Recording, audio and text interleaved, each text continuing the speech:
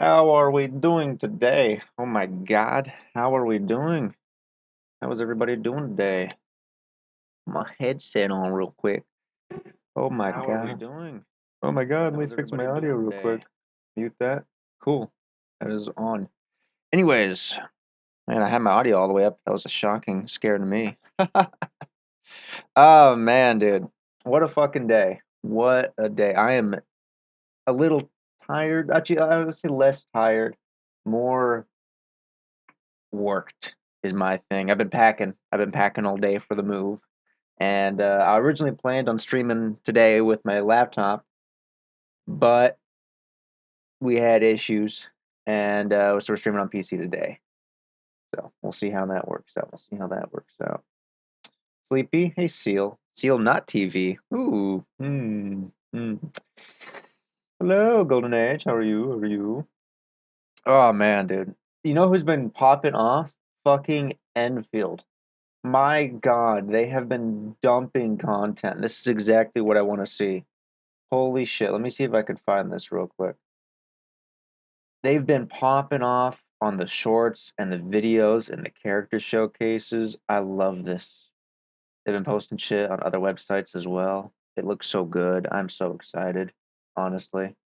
I'm so hyped. Fucking, oh man. Oh, see, make sure my audio is Gucci. Cuckoo. Switch the live. There we go. Hey Z, what's going on? Oh man. Oh, I've had no chances to play today, so I'm actually excited to finally fucking play. It's packing. It's been terrible. Oh. Hey Blue, how's it going? Oh man. Let's see what we got these characters. Dude. I was watching Pixel stream yesterday. Over yesterday for me, actually, I should say. And when he reacted to that stupid video, that video was so fucking good, dude.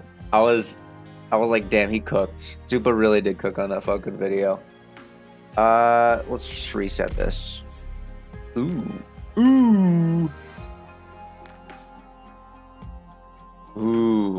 I should just click on Nuker. I think Nuker just gives us a 4-star out the gate, to be honest. I'm not wrong. Ugly ball. We do a reset, get lucky. Take this. Caster. Guard. Sniper. Melee. Caster. We'll just do supporter. There we go. Cool. Oh man, how are we doing? How are we doing today, y'all? Oh. We have so much to cover. So much to do. What's this actually? Paddles up. Ooh. Oh wait. Okay. What is that? Oh wow. Okay. Pretty cool. Not too shabby, I'd say, overall. Oh, let's see here. Do. Oh, there we go. Another max potential. Fuck yeah. What I'm talking about. Oh man, I'm eating dinner right now as well, so I'm a little bit, we're gonna be fucking snacking. Made some pasta, or not pasta, mac and cheese. It's so good.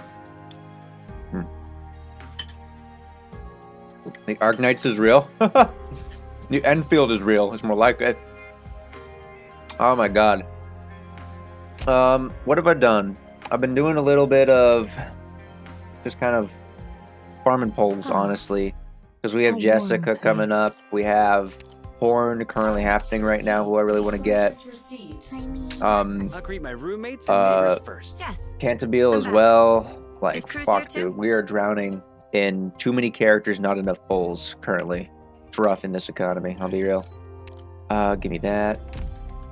Endfield isn't real until I have it in my hands. Yeah, that's fair. Has anyone gotten beta access yet, other than the people that played the Gamba?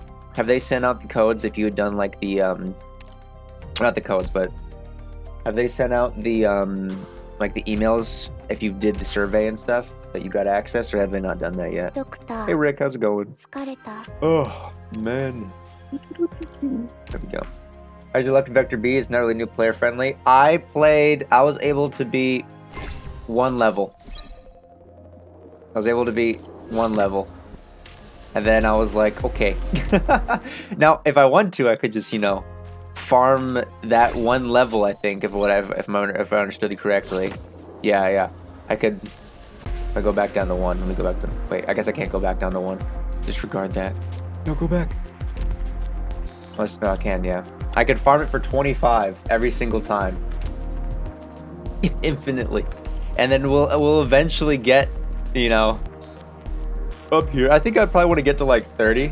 You can auto lol. Oh no. I kind of would want to get to 30 just for this skin. Because it's dope and hot. But dope as well. But I don't think I'm going to reach that point, honestly. You done any special fonts or fronts? No, I haven't done those yet. I looked at them, but I did not attempt them yet. To be honest, I probably don't want to interact with this event, honestly, which is a little odd, but I think the last event cooked me, so I want to take a quick break. Plus, this one's a lot harder than I would say the last one.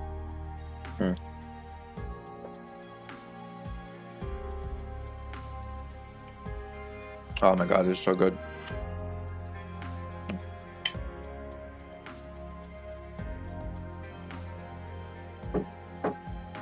Need a lot of built units. It's an endgame event. I tried not using some meta units in clearing the buff stages, and that was a bad idea. Special fronts buff your other stages. That's kind of what I saw when I was reading it. I was like, okay, so we're okay. It made sense to me, honestly. It's just you had to leave like an operator behind or something like that. Like, ooh, you've used an operator in SF. You won't be able to use. Okay, yeah, that's what I heard. Yeah. I was like, I'm not so sure I'm that great yet. Really wish they bring back contingency contracts. I mean, what was that sound? I mean, I've never played contingency contracts, so it would be cool to try it out, honestly. Oh, let's see here. My liquid IV, some energizing drink, you know, get myself all awake and ready to go. All right, mix this up real quick. How we been doing though? I've been saving up my polls, not too much, but I've been working on it. I want to actually, so technically for annihilation operation, okay, let's go back one, please. I'm like almost, you know, we're so close. We're so fucking close. I gotta do this one though, actually. During annihilation mission, defeat for a single operation. Oh, okay. Get one free cat in 1 week. Really? One free cat in 1 week. What do you mean by that? What do you mean by that? Be honest, I should be farming poles. Like, if I did this, let me see here. How hard are these? I mean, the rewards look amazing, honestly. Oh. Over here. Okay. Miss Christine is coming to global. Who is Miss Christine? Who is that? Phantom Altar event? The chat is in a rough choke, or that is a rough choke. Phantom Altar event. Now this is an interesting layout, honestly. Is the Grand Bazaar? Yeah, the Grand Bazaar is the cat from IS2.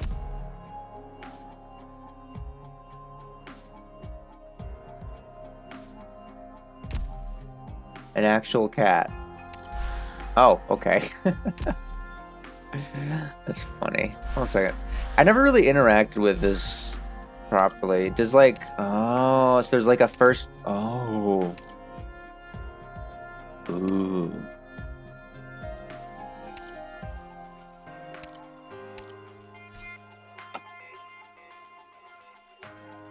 Oh. Is there a first clear for every single one of these? Is what I'm reading correctly? like a first attempt on every single one of these gives you a who. Hoo.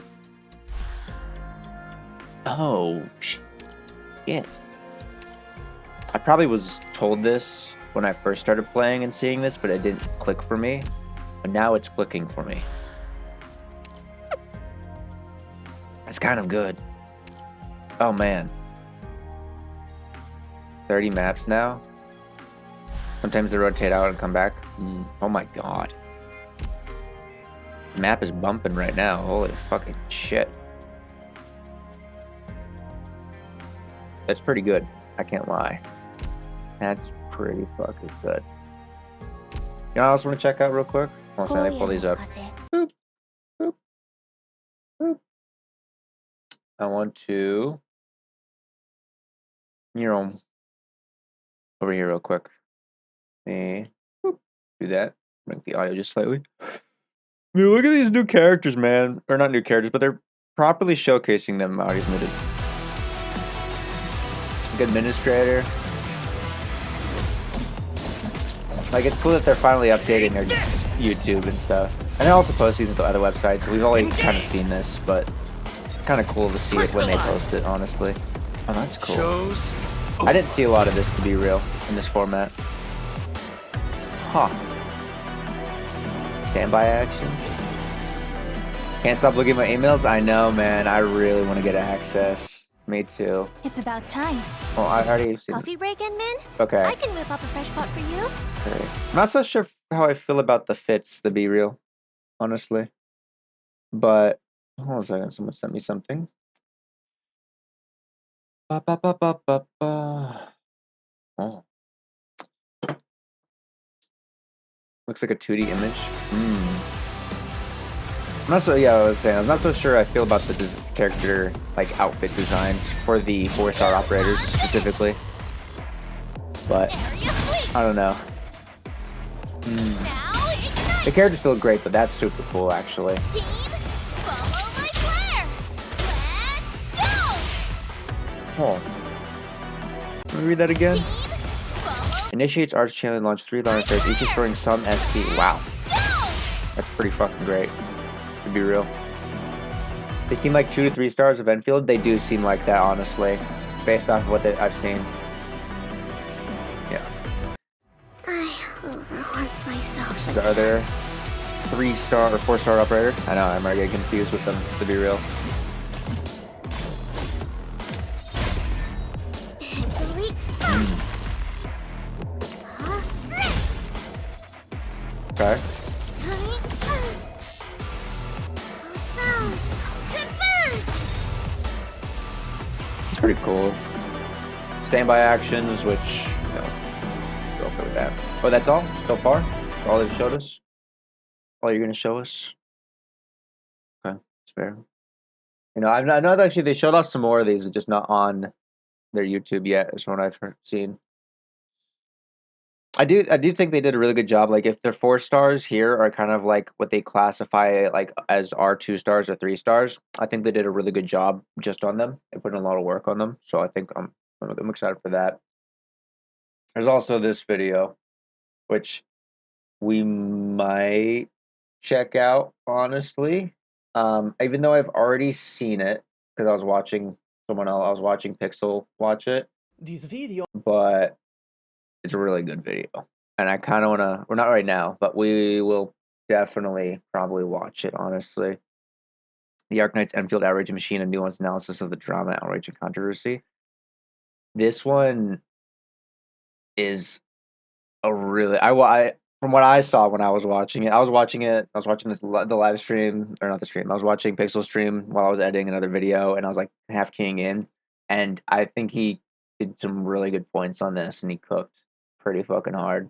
So I definitely want to watch this and kind of go over it, to be real. But yeah, I'm excited. Hey Vert, how's it going? Hey Johnny. What was it, John Reed? Until he makes another video to apologize how wrong he was. I mean, from what I saw when I was watching the video, or not the video, I was watching Pixel react to it, is he seemed pretty fair and stuff overall. And he had some moments where he called out like Tobu and stuff like that, but he showed some screenshots that were pretty spicy. I was like, holy fuck. I did not know that happened. So, yeah. Spicy stuff, honestly. Pretty fun, though.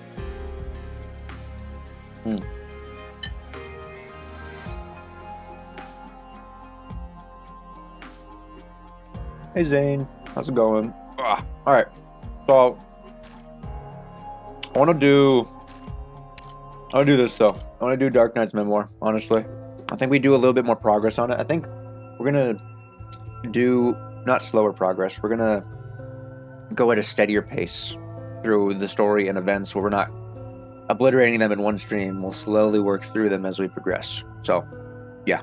But I want to rock on this one. Arknights Memoir, DM-2. Hey, Noname, how's it going? How's the map looking here? Not too shabby, honestly. Dark. Yeah, I think we're Gucci on this team, honestly.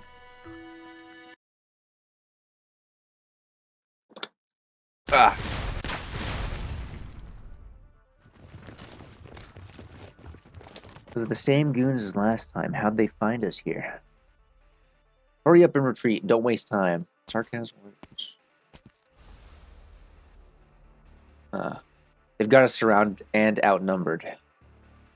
And we gotta find a way to break through. Their scouts took out all our sentries. We're in the dark here. Bullshit. You gonna stand around and wait for the casters to fry you? Hey you, you're with Hoderer. What are you doing here? Where's Hoderer and his men? He's supposed to be here. Oop. What are you doing to my comms? What gives? Would you shut up already? Remember how I was on patrol here? I made it real easy to plant bombs all over your camp. You, Hoderer sold us out? Don't make it sound so bad. We're heading out on a long, long trip, and wouldn't you know it, some guests showed up just as we're leaving, so someone's got to stay behind to hold the fort. Now if we leave some snacks out for our guests like a good host, maybe that will get them to stop chasing us. Gotta say, I appreciate all you're doing for us. Damn you. You knew they were coming the whole time and you're just going to leave us here to die? We'll at least try to put up a bit of a fight. The more you struggle, the bigger our head start. But seriously, thanks to Killaton.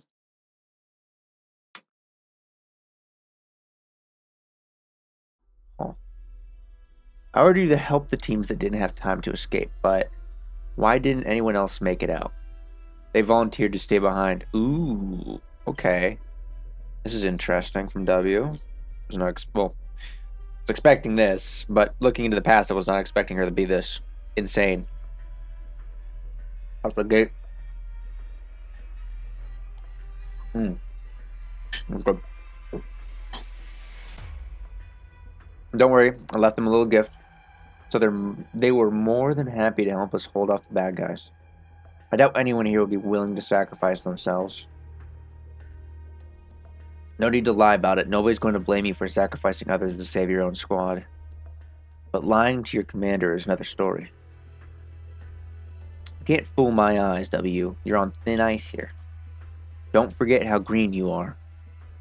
I'll be sure to reflect upon my actions, Captain Enos, because we'll be working together for a very long time. So what's the plan now? No harm, no foul. What's done is done, and it was probably going to turn out like this anyway. W might have made the right call. Do you seriously believe that? The sarcasms over there have nothing to do with us. Who they were, what they did, how they lived, how they died, none of our business. Brutal. Let's talk work first. Enos, you and W split up and lead your teams away. Messengers, stay radio silent. Then regroup at the rendezvous point. I'll catch up later.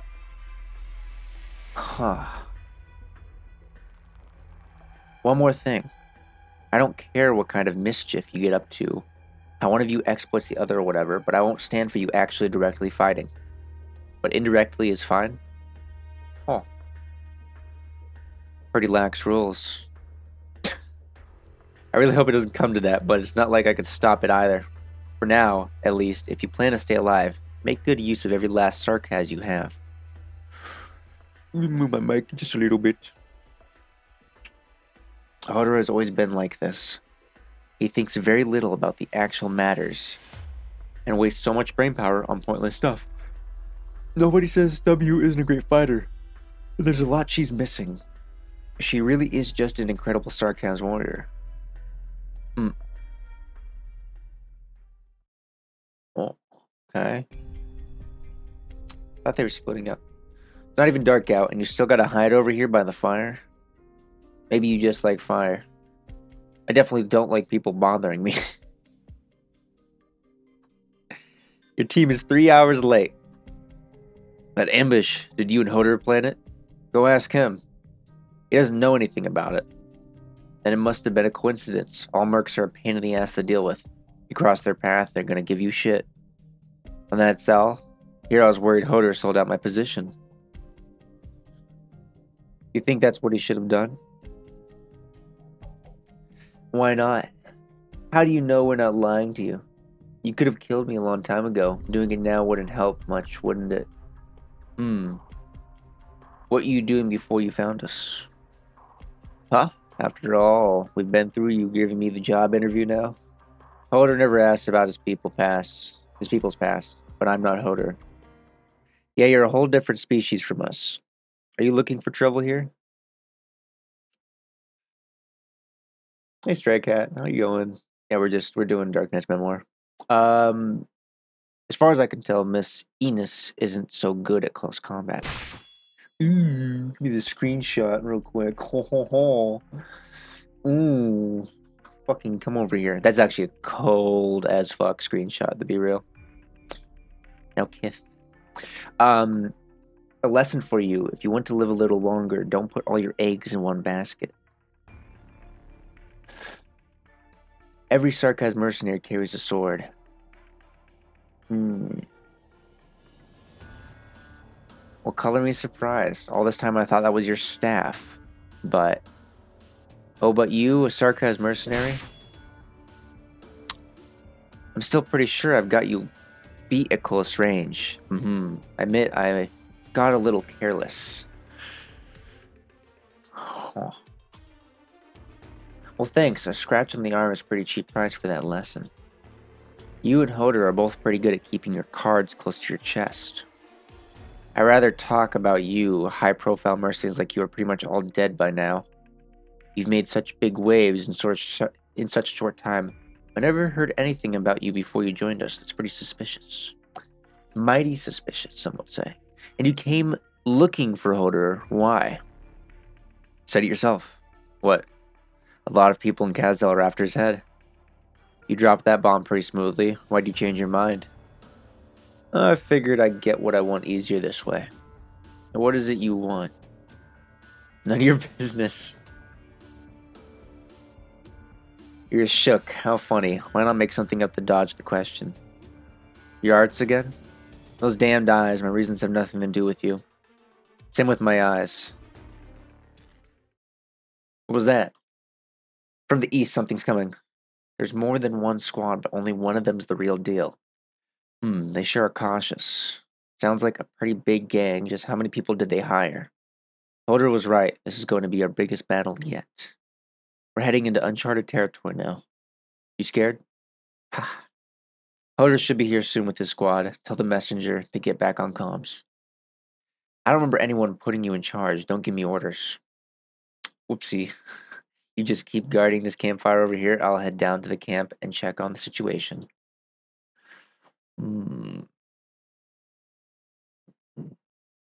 That's... what? That's Babbles. Well, I'm curious now. Alright.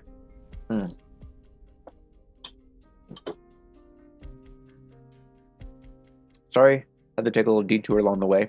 Ended up wasting a bit of time. But time for us to really get to work now. Positions, everyone. And how you doing over there?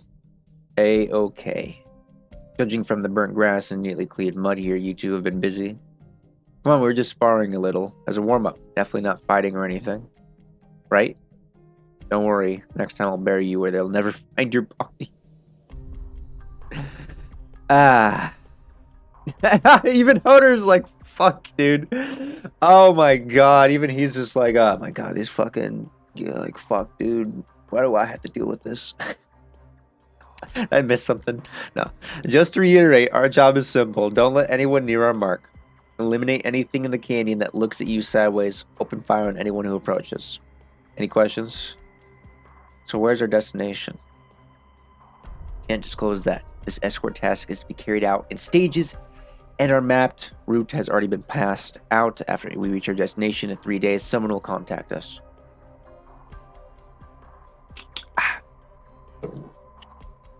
Hodor, what are they transporting? I also can't.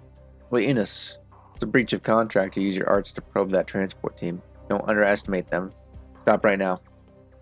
You said they were a regular old transport team. Well, this is definitely a convoy that needs protection. With this huge thing that they're transporting, I'm only seeing a shadow. A land ship? No, it's a skeleton. Okay. A little curious. Well, actually, I'll talk about it after. Actually, no, I'll talk about it now. Actually, a little curious about that because think about this. We're in the Rhodes Island section of the story here, so why are we with this crew? This is a little interesting, actually. Red. Or not red. Fucking. I keep calling her red because of her red hair. Fucking. Excuse me, please. Mercy.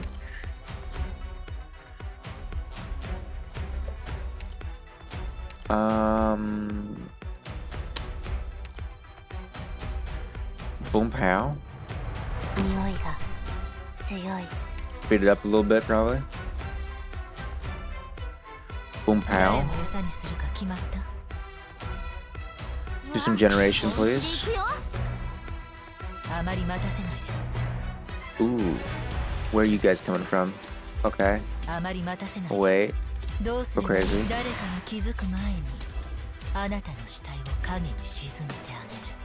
I do this. No.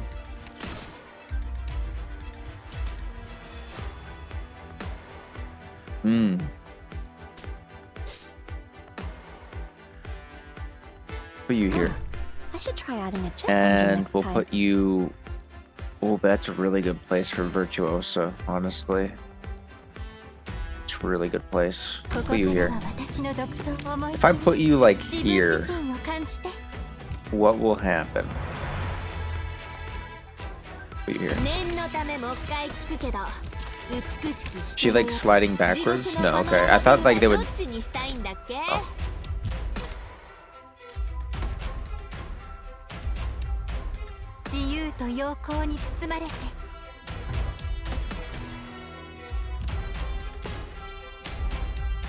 Oh, okay.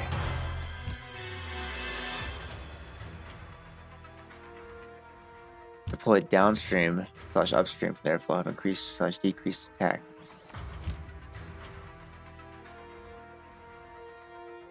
Oh. Okay.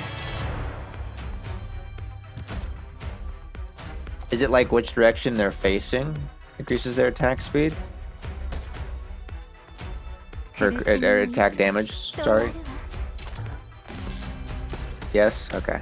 Cool. I'm in position. Use your skill, please, and generate. So she's actually debuffed right now. She's doing less damage because she's facing the direction of the flow instead of facing away or with it. Okay, this is easy. Easy. We'll put you here. We'll put. Ooh, wait. I'm in This is position. actually No not need the to guess which greatest position. split here, honestly, but put you here. So we'll put you here. What if you're facing sideways? Okay, I see the attack up. Oh wait, and the attack down. I didn't see that. I didn't see the red symbol over Program initializing. Okay, that's easy. Hey Pixel, we're just starting Dark Knight's memoir, and actually, to be honest, funny enough, I was meant to talk about this. The story already feels stronger, just loading right into it, to be honest. Like, it already feels like a stronger story, so I'm actually kind of excited to play it. I think we'll put Thickums here, and then we let it rock, to be real. Yo, you had a great stream last night, Pixel. I was watching you, and I love the points you brought up on the Super video. It was really good. First aid box for medication is here. Take it. A good one. Yeah, I'm hyped. I'm hyped. Excited. Good. A chance to try out. No one will fall. Enos can go here. Actually, I don't know why I activated Insta Skill. You can actually go home. We can speed this up a little bit, and then put Silver Ash here. Super cooked with that one. Dude, Supa's post I thought was already top tier, and then he posted that video, and I watched it when you were watching it. I was like, dude, he, like, this, like, I love Supa's videos for just the rage bait. It's funny. But man, when he locked in, he cooked. He like, take this man out of the kitchen. Like, fuck me. Like, it was really good. I do want to watch it with my stream, honestly. I think I'm gonna give it, I might wait a bit. I want to play the game, honestly. We need to catch up. Let's see here. Okay, that was easy. Oh. Yeah, so what was shocking with that video was I did not expect the receipts and the screenshots. I was like, oh, fuck. I wasn't surprised by that.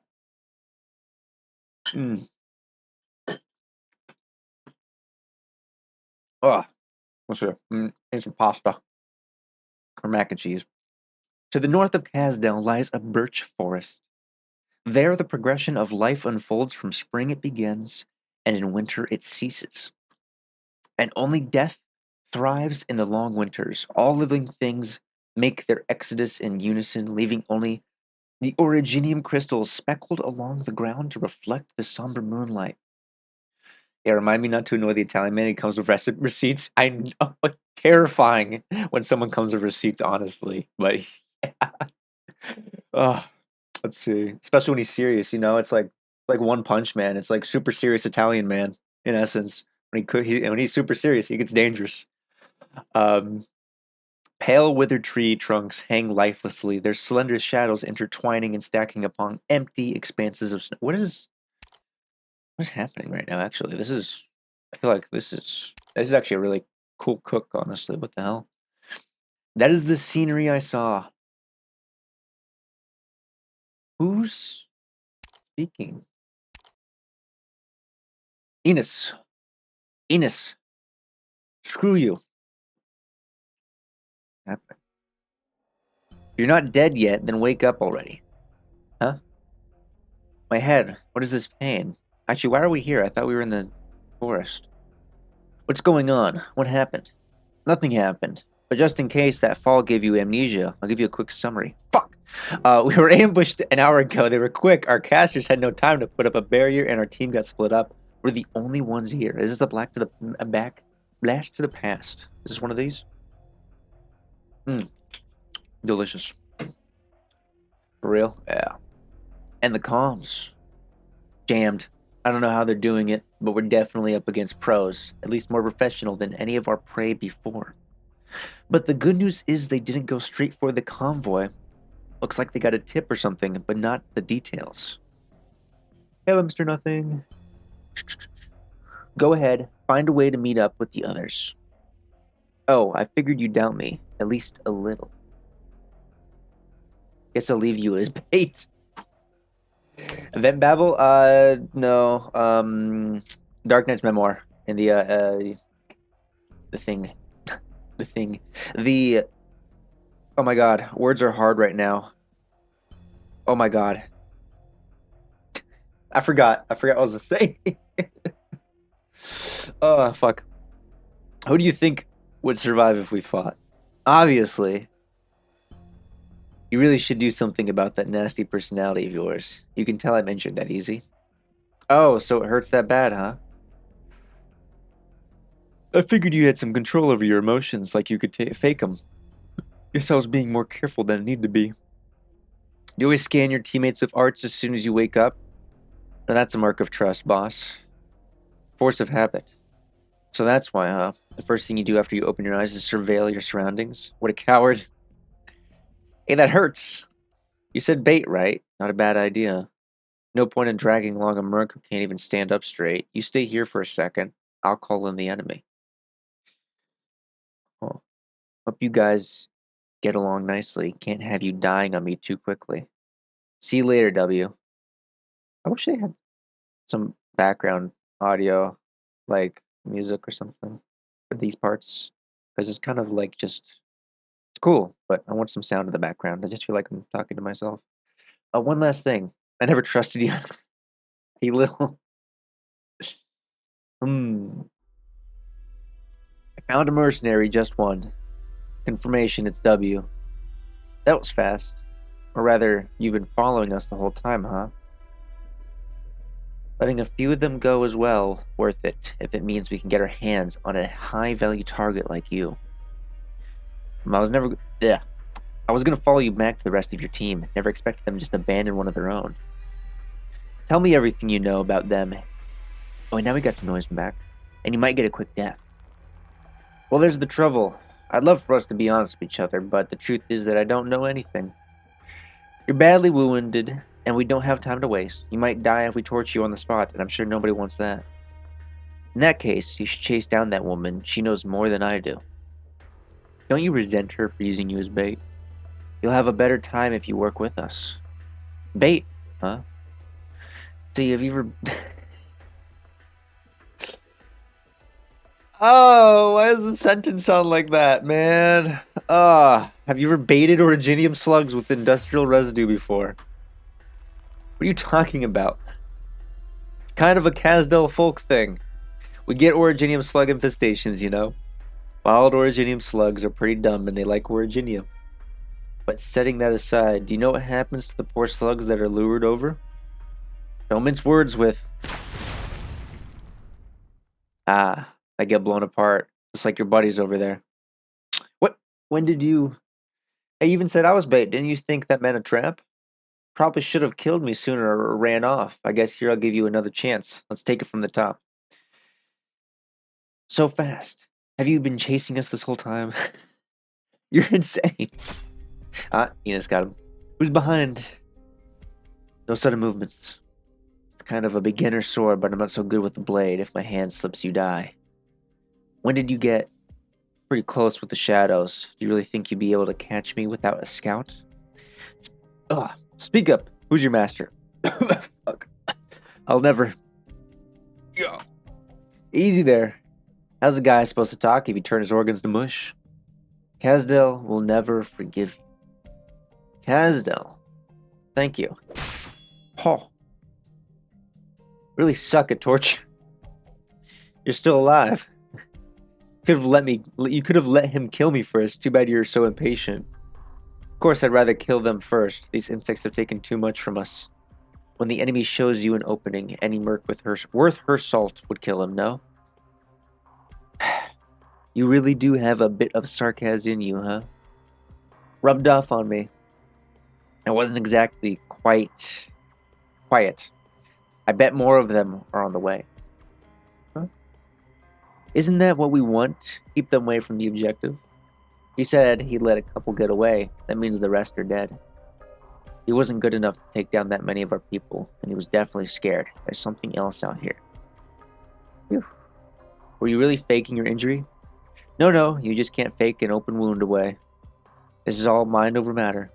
But let's talk about you. Did you really know that I had a present ready for them as soon as you woke up? If I didn't wake up, I would have been the bait. I definitely would have waited for you to die before springing the trap. If one day you meet someone who actually could read your mind, you won't be a match for her. I guess I'll cross that bridge when I come to it. Can you feel around with arts? As if I wasn't going to do that already.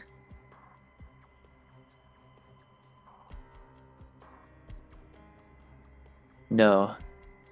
That's the look that usually means we're boned.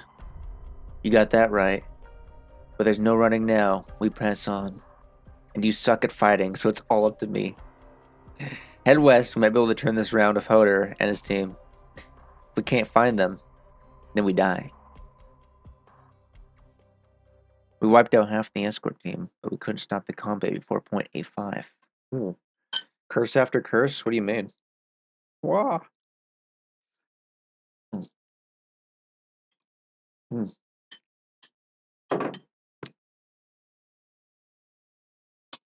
Oh my god. Really good.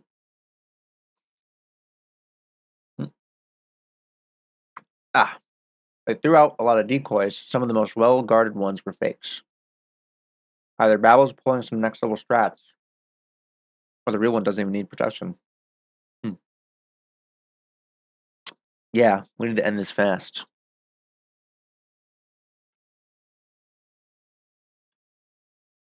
Though we thought we could leave mop-up operations to those scum, didn't think they'd blow that too. Their skills are all over the place. Hoder's team was a lot tougher than I thought. Babel didn't score them first. Would have been nice to get them for ourselves. I mean, W is cursing Enos to death. Yeah.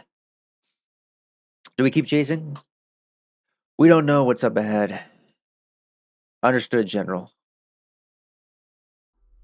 We lost them. Split up. You go east. I'll take the west.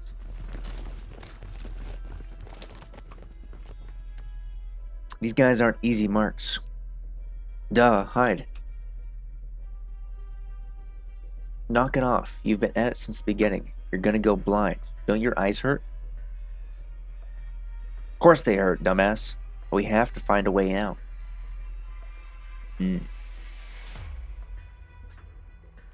I surrender. Oh. Ooh, what a nice clean slash. You see that? They're dressed up as mercs, but these aren't mercs. Cut the chatter.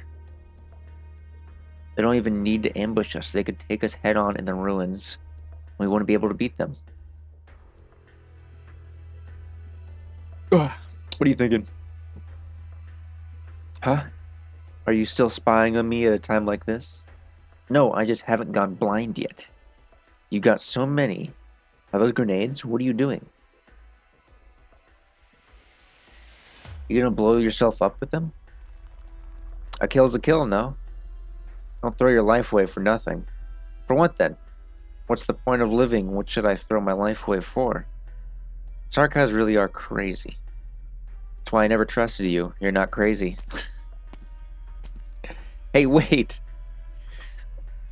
Come back. Yep, found one. The one and only W. The way you toss those originium grenades around, and such big ones too. That's the kind of crazy that gets my blood pumping. How do you do it? All my friends incinerated in a flash, and don't have a scratch on you. What can I say? Practice makes perfect. The general's gonna like you.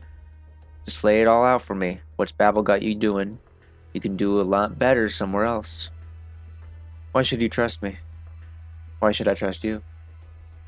Asking the right questions in the right order. Mercenaries are a tool of war. We're gonna fight. We gotta have the right tools at hand. Don't you think we're more expendable than that? That's your call. We got another one hiding, 17 meters out, 4 o'clock. That one with the scouting arts. You can think it over too.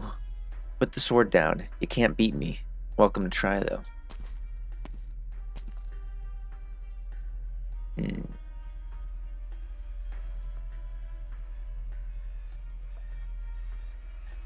Huh. What do you want? Yeah, this fits. We got W and Enos. You got maybe 20% of your people left. The scattered remnants can't do much. What's that you're standing on? Oh, this? Used to be a person, I guess. It's hard to tell at this point. You get it now? We're not your regular mercenaries. We're not hitmen either. What if we do this? There's 2 of you, plus your leader. Only one of you 3 has to die. The other 2 bring back a head. I don't care whose. We pin all the losses on the head and take in the survivors. Not that this is my call. We have to do something for our fallen men. Things could have gone a different way if we weren't meeting on the battlefield. It's awfully nice of you. Just my luck. I suck at fighting. Probably can't beat this ugly bitch. Now we're so honest all of a sudden. Yeah, so the only other choice is for us to team up and kill Hoder. Yep, Hoder. So, tell me, why do mercenaries insist on getting killed? I'm not gonna stay on the side that's getting played. I'd much rather play with someone else's life. Plus, I'm real sick of listening to you. You're boring, and your shitty little attempt at a death game sucks. Oh, and my poor little lamb here is steadily going blind. She's not Sarkaz, you noticed, right? You stepped right into her minefield. You know how this will end. You've already lost. Oh? How about that one? Are you really going? The land ship is right here. Yes, I didn't expect them to spot it so soon. Did Intel blow this one? At least we've got the mercenaries. We'll put them in danger. They have no idea what's happening. They're mercenaries. They live for this. Sooner or later, it'll be our burden too. I can save them. I can save some of the men who would die for our mistakes. You're right, Teresa, but there isn't a single sarcasm, not a single person who should die for nothing. Then I'm coming with you. Good. Thank you. Cal said. Holy shit. Okay. Now when was this, though? Wow, reinforcements, huh? Who are they? There's a lot of them. Hey, you, stay with me. Sorry, I'm just so sleepy. Since when do you know the word sorry? I had to watch you pass out last time. Now it's your turn. Come on, be a team player. I just need a little nap. 14, 15, still more. They're professionals. Look how they move. They know the battlefield even better than we do. Hasdell. Huh.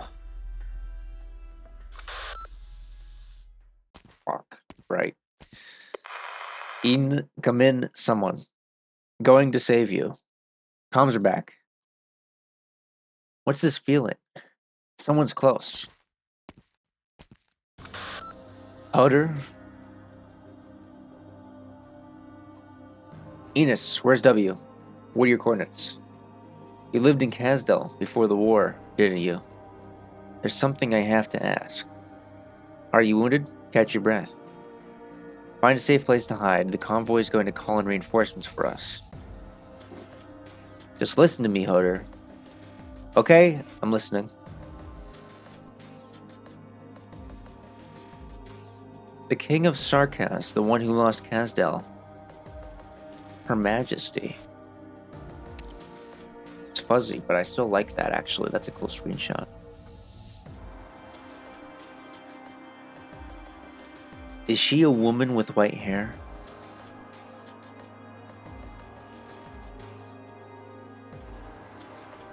The rights of the infected will only be won by the actions of the infected. Intriguing. Hey, break into this food real quick.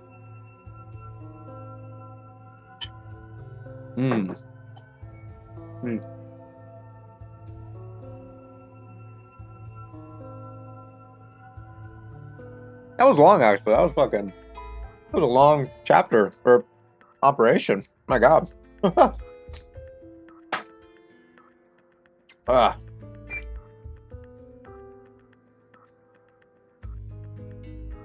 Interesting. I think we do one more. How many? Let's see. Let's do math real quick. I can't do math. How many of these are in the Tales of Battles, and then Shatterfront, and then Memoirs of War? I'm guessing just one in Memoirs of War, maybe? Wait, go back, please. Let's see here. Let me just... Why does my camera look so goddamn high and that looks so low? What's going on here? There we go. A little bit more. 8, maybe? Okay.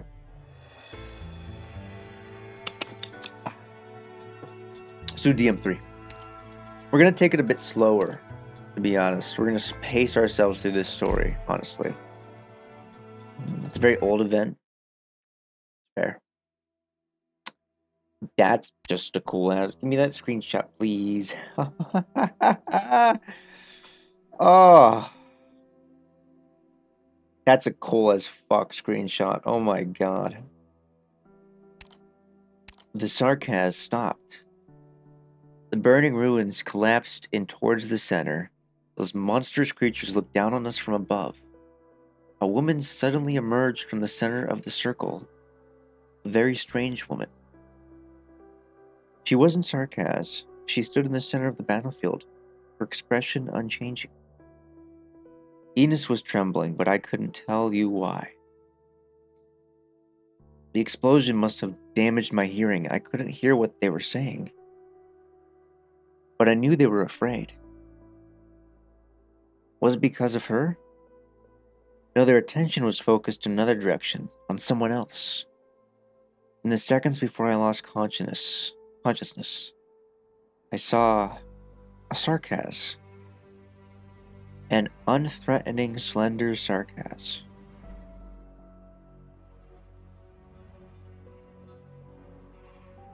Stay for the moment. Sarcasm must. You will what?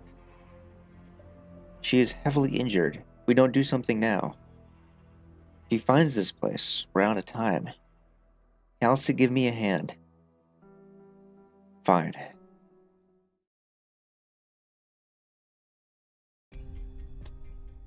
Were they escorting Rhodes Island? Is that what's happened? Like at Rhodes Island of the past, basically? Maybe when, I don't know. Where am I? On a land ship. Land ship? How are we still alive? You're gonna screw around. Can you leave me out of it? Long story short, we got rescued. So where are we? The main convoy. This is the land ship we were protecting. Now it's hauling our wounded.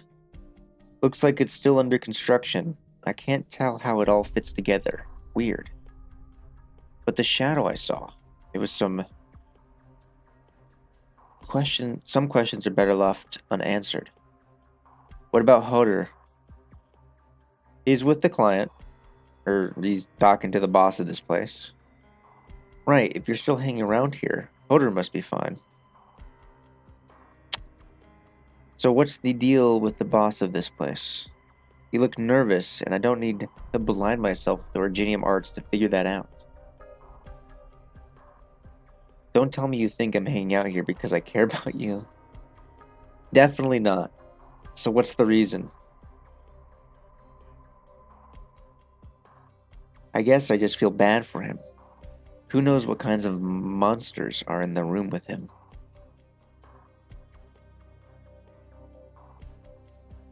Try to relax. Nervousness will only drag down our efficiency. You did the best you could. The leak was our fault. We don't really look for fault on the battlefield. I know who I'm dealing with. Good. But I can't say I expected that commander to be one of Her Majesty's own. You're a lot stronger than I expected. I haven't had a chance to thank you yet, Dr. Calcet. Teresa, the one you should be thanking. What was that about me? Your Majesty. Well, she's very pretty. We're not in Casdale anymore. Let's not stand on ceremony. We're here to sit down and talk, Hodor. And they cooked with her design. Holy fuck. By your command. And the one in the coat there must be... Ooh. Where's all the blue? Ooh. I think we're missing something here. Hold on a second. Hold on a second. Arknights Doctor. Am I just tripping, or are we missing some blue here? I think we are, actually. Yeah, look at that. We're missing some blue. Some detailing.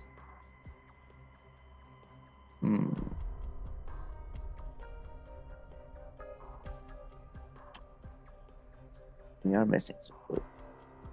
I hope you don't mind. It's very important that the doctor be well aware of any new intelligence. Thank you for understanding.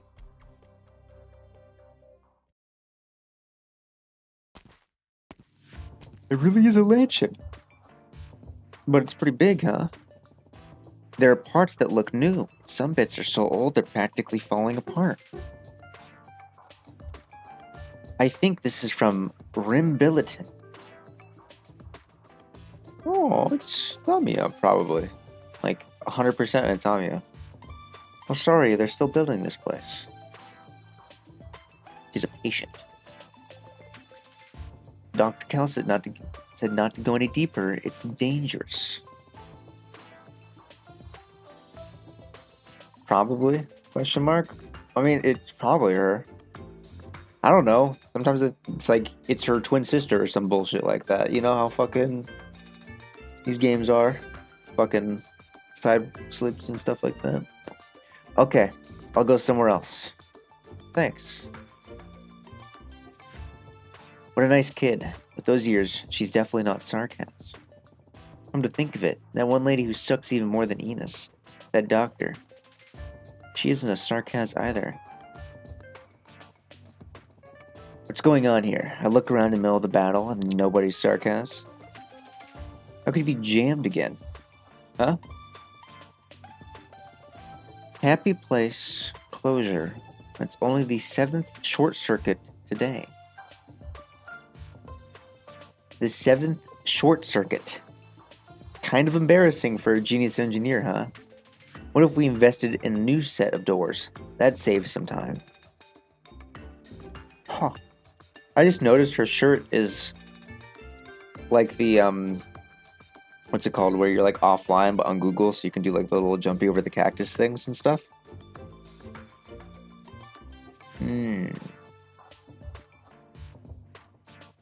Huh. Is she like a vampire? Because like she doesn't change. Like she's like the same age the entire way through. A Chrome Dino? Yeah. Yeah. Oh well, we have so many wounded to care for. Their provisions are rather expensive in both manpower and resources. And wouldn't giving up be an even bigger embarrassment? What? Okay, Your Majesty. Give me 3 days. If I can't fix it in 3 days, I'll take the whole security control system apart and reinstall it. Reinstall? You can do that? I don't know who built these mysterious systems and then buried them out in Rimbilliton somewhere. And if we can't figure it out, we'll just have to replace it with something we can something we can. Easy peasy. She's like a vampire?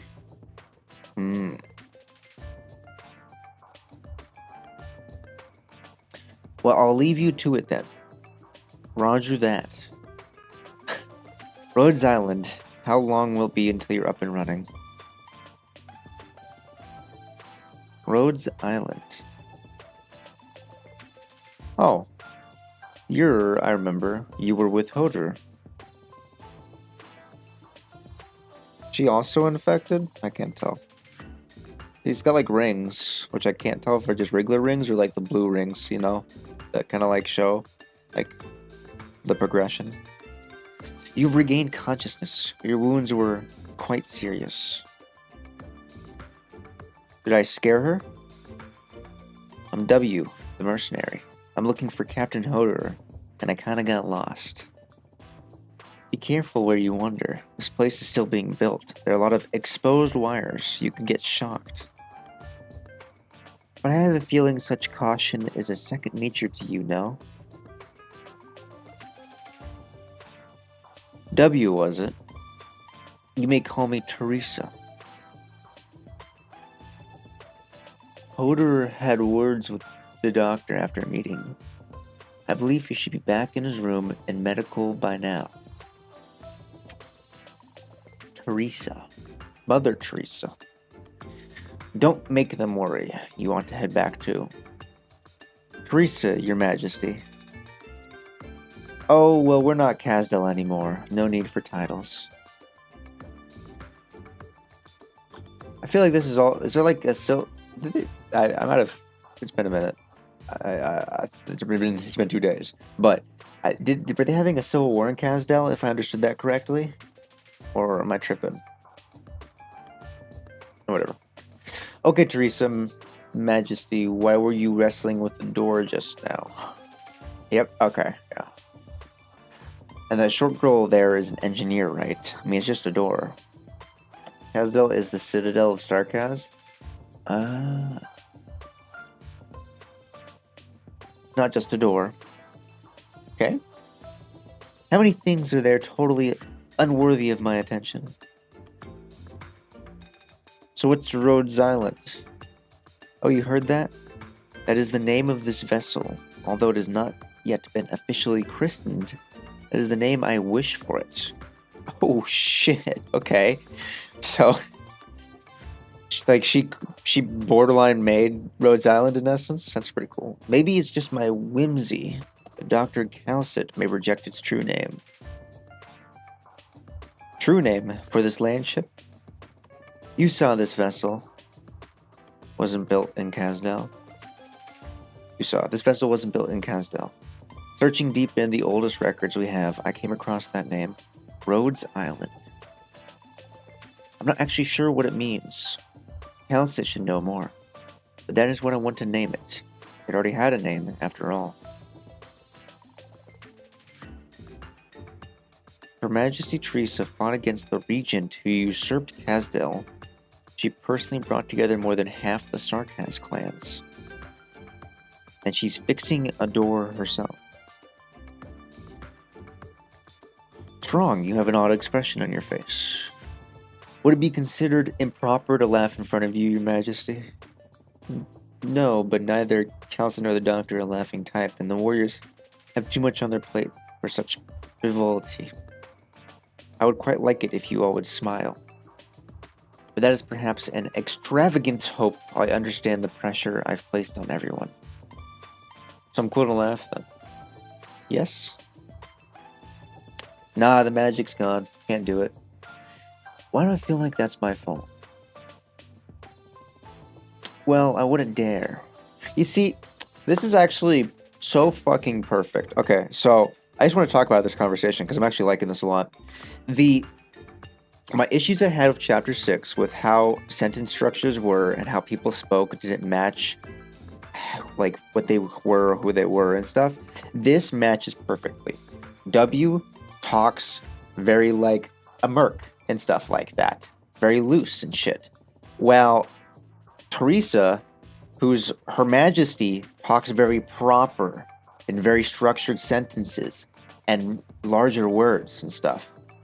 This is perfect actually. I like this because it's also funny because it's literally polar fucking opposites clash, like not clashing, but just having a conversation that's kind of entertaining. But this is how I like to see things. I think they cooked with this conversation and with these characters and how they talk. Or how I talk for them, but how they're written, I would say. Well, I wouldn't dare. What about you? What about me? I am Teresa, this is Rhodes Island, and you are? W. Not what I mean. W is a mercenary codename. I want to know your true name. The one that represents you. You need not cloak yourself in a disguise tainted by war. This goes beyond names. Let's just say I'm nosy. Oh, forgive me. You don't have a name. It's pretty common for Sarkaz born in Kasdal. We don't really care much for names. People forget them all the time. What's the point of making an effort to remember a name? W isn't illiterate, so it makes sense. I don't want to forget them. I can't forget them. If you wait for the dust to settle in Kasdal until you're no longer W, we could speak like this once again. Maybe then you could have a more fitting name, a proper name for a Sarkaz woman like yourself. Like Rhodes Island, a name makes things feel so much warmer, doesn't it? I never really thought about it. Teresa, message. Kasdal is on the move. The Doctor is getting ready. Right, I'm on my way. Never mind. W. Oh yeah, I'm here. If you are willing to fight for us still, you will always be welcome here no matter what. I'm not going to criticize Teresa's decision, but don't expect too warm a welcome. I've seen your record. You're dangerous. Oh, Sam? You're recovering fast, but not enough to have you wandering around as you please. Go back to bed before we have to have someone carry you there. I realized later, I never dared to look Teresa in the eye. Damn. Why? She looked so naive. It wasn't the look of a leader at the head of one of the armies in our cruel world war. Is naive the word? You don't have eyes like that when you're naive. Such sad eyes. And those two were always at her side, it seemed. If I could stand with them, what kind of sights would I see?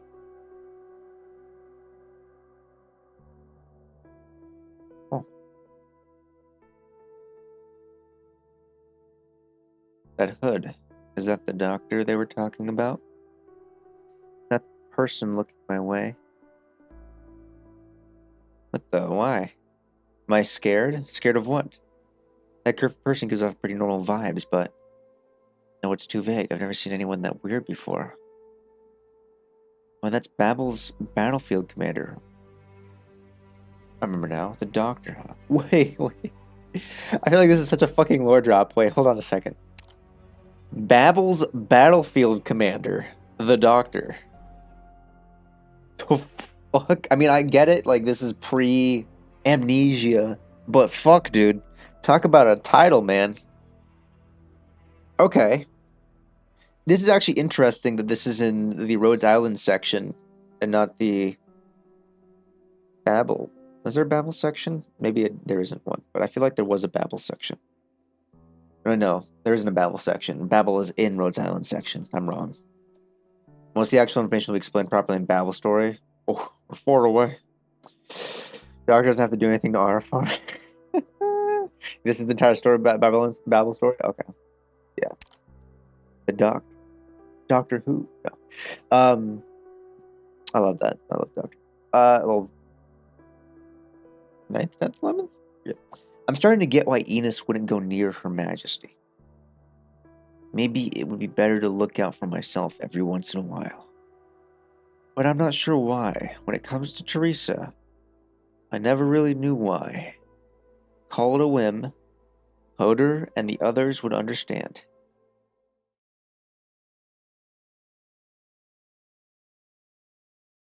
Wow. I'm actually shocked. That was really good. Why is there a split? I don't like this. Alright, dog. Especially around the waist. Thankfully, my gun still feels the same as it ever has. Okay. I think we're okay. We're less okay now, but that should be fine still. Oh, I see.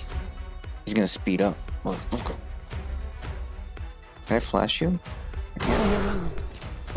Go crazy.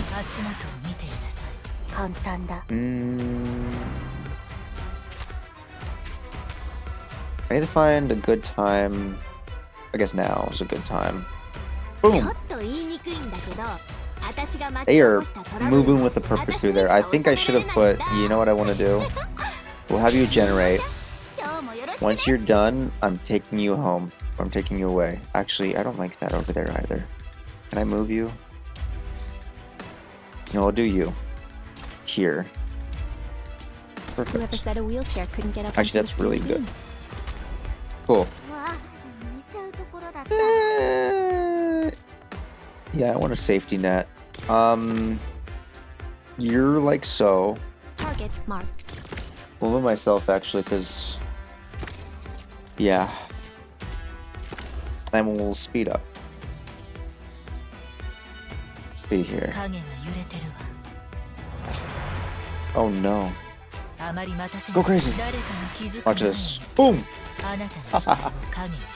We'll put Thickums Thickums?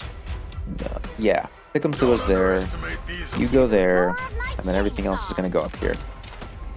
But I think we're okay. I wonder if I do this. Would that just be mean? I think it would be, but let's do it anyways.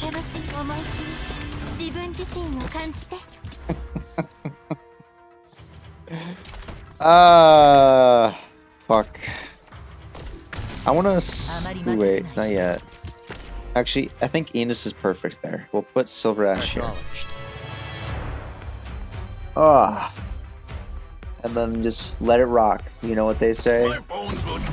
We'll use your skill, we'll use your skill because I'm bored, we'll use your skill, we'll use your skill because I'm bored, we'll use your skill because I'm bored as well.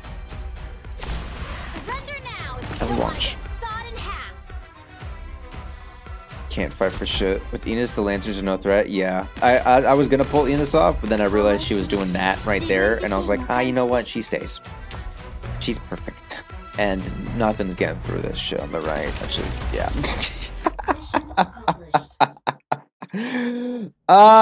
It's so good. Oh my god.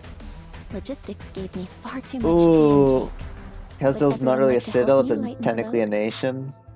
I feel like maybe we'll wait until like I progress farther, but I kind of want to go back and not rewatch, but rewatch the old lore videos I watched.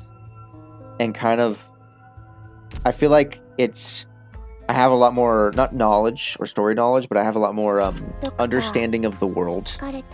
Oh, it's reset, huh? Okay, game. Cool.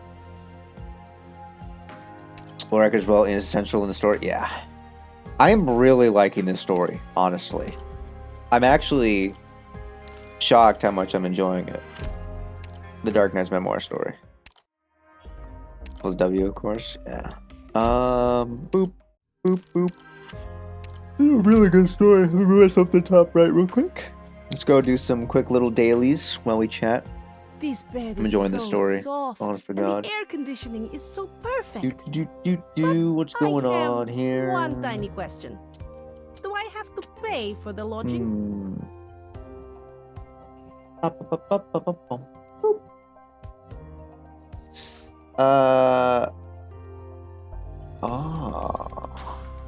Okay.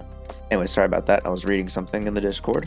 Oh, speaking of that, I'm a dummy. I always forget to do this every single time.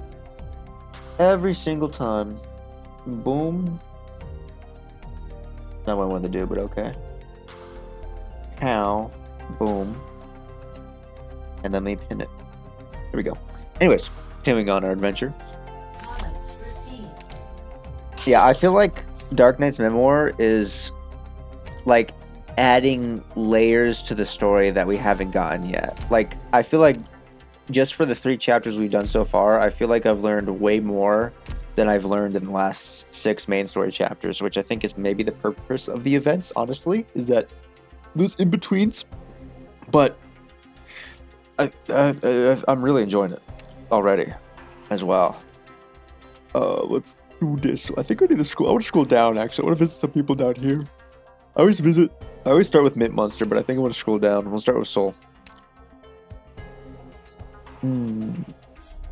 Very nice. There's me. About that. I mean, like, I'm sure the story will pop the fuck off, but, you know. I mean, it already is, but they cooked the side story. When did Dark Knight's Memoir come out? Like, was it before Chapter 6 or after Chapter 6? Like, I feel like it's got to be after Chapter 6, or Episode 6 story. Was it like a recent, like, first 6 months event or something? Or before 8? Okay, so it came before 8, but after 6? Okay. Before Chapter 7? Oh, wow. I was expecting... I don't know why. The storytelling feels so drastic in Dark Knight's Memoir in comparison to what we just left off of 6. In such a good way, though. Fucking... It feels like it came out like the quality on how the characters talk and speak and stuff, or how the sentence structure is set up, just feels way better. I don't know why. 4-7, man, they did it. That was Unless they have like different teams working on this, like the writing, like this specific character writing. So it's like, I don't know, but that was the fuck, dude. I'm already enjoying it, honestly.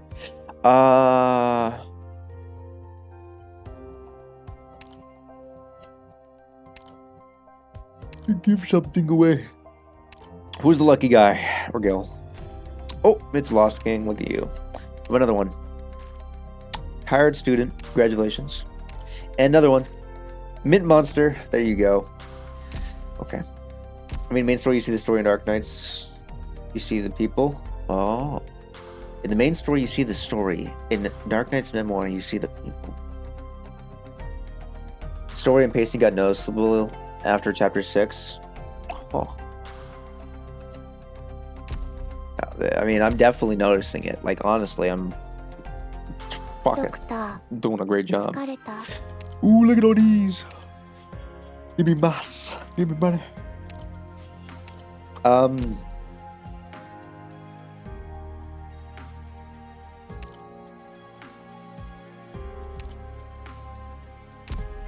close am I? Ooh. Let's do a 10 pull on this banner. We're gonna do 10 pull. Please. I think this is our 30. I'm not wrong. I think.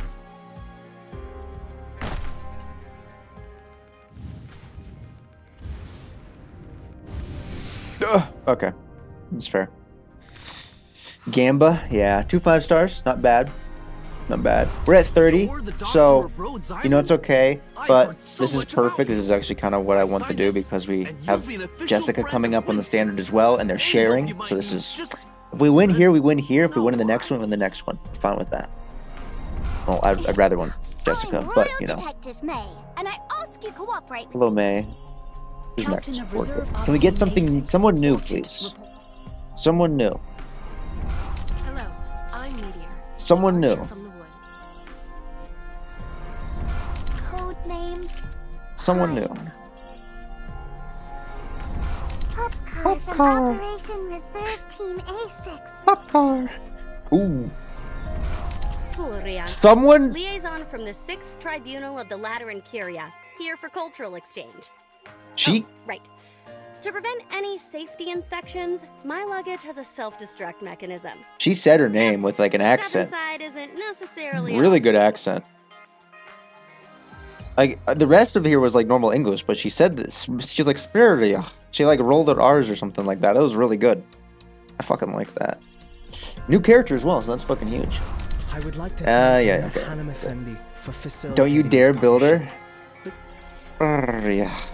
Well, they're really good. She cooked with her name, and then it was like normal English. It was like American. I was like, okay. I thought we had a character with some accent here, man. I thought we had some flavor. I thought we had some spice. We just got some rice. I mean, rice is pretty good, honestly. But the man, no. Is it a man?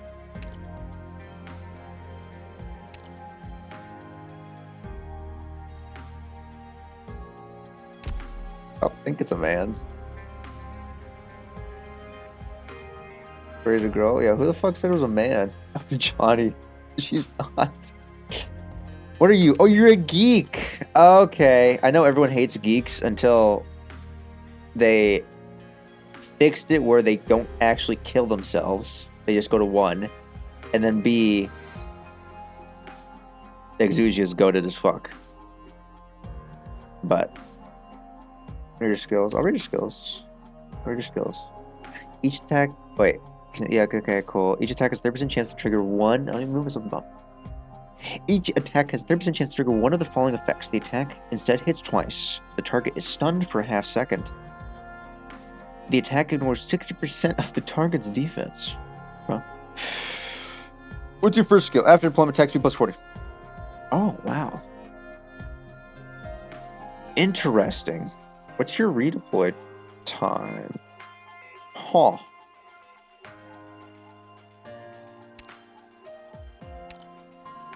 Here's the effect of talent difference in reload. Okay. Oh. Oh, wow. Okay. That's pretty good. Grants attack plus 10. An attack speed plus 20 to this unit, and the closest sniper operator in front of this unit patronizes the tower directly in front. When attacking this unit, the sniper operator have 30% chance to stun themselves for 0.4. What is this? Grants attack. Why is it so expensive as well? Attack plus 20.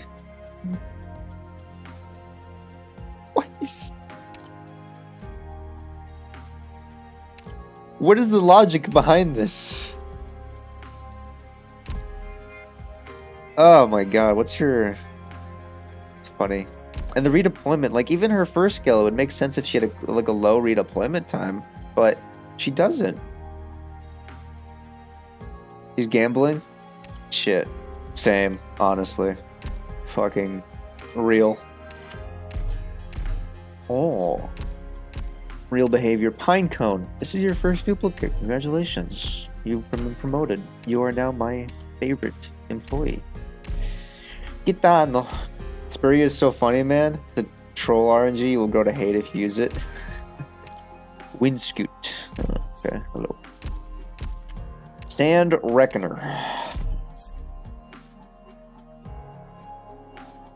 Okay. Boom.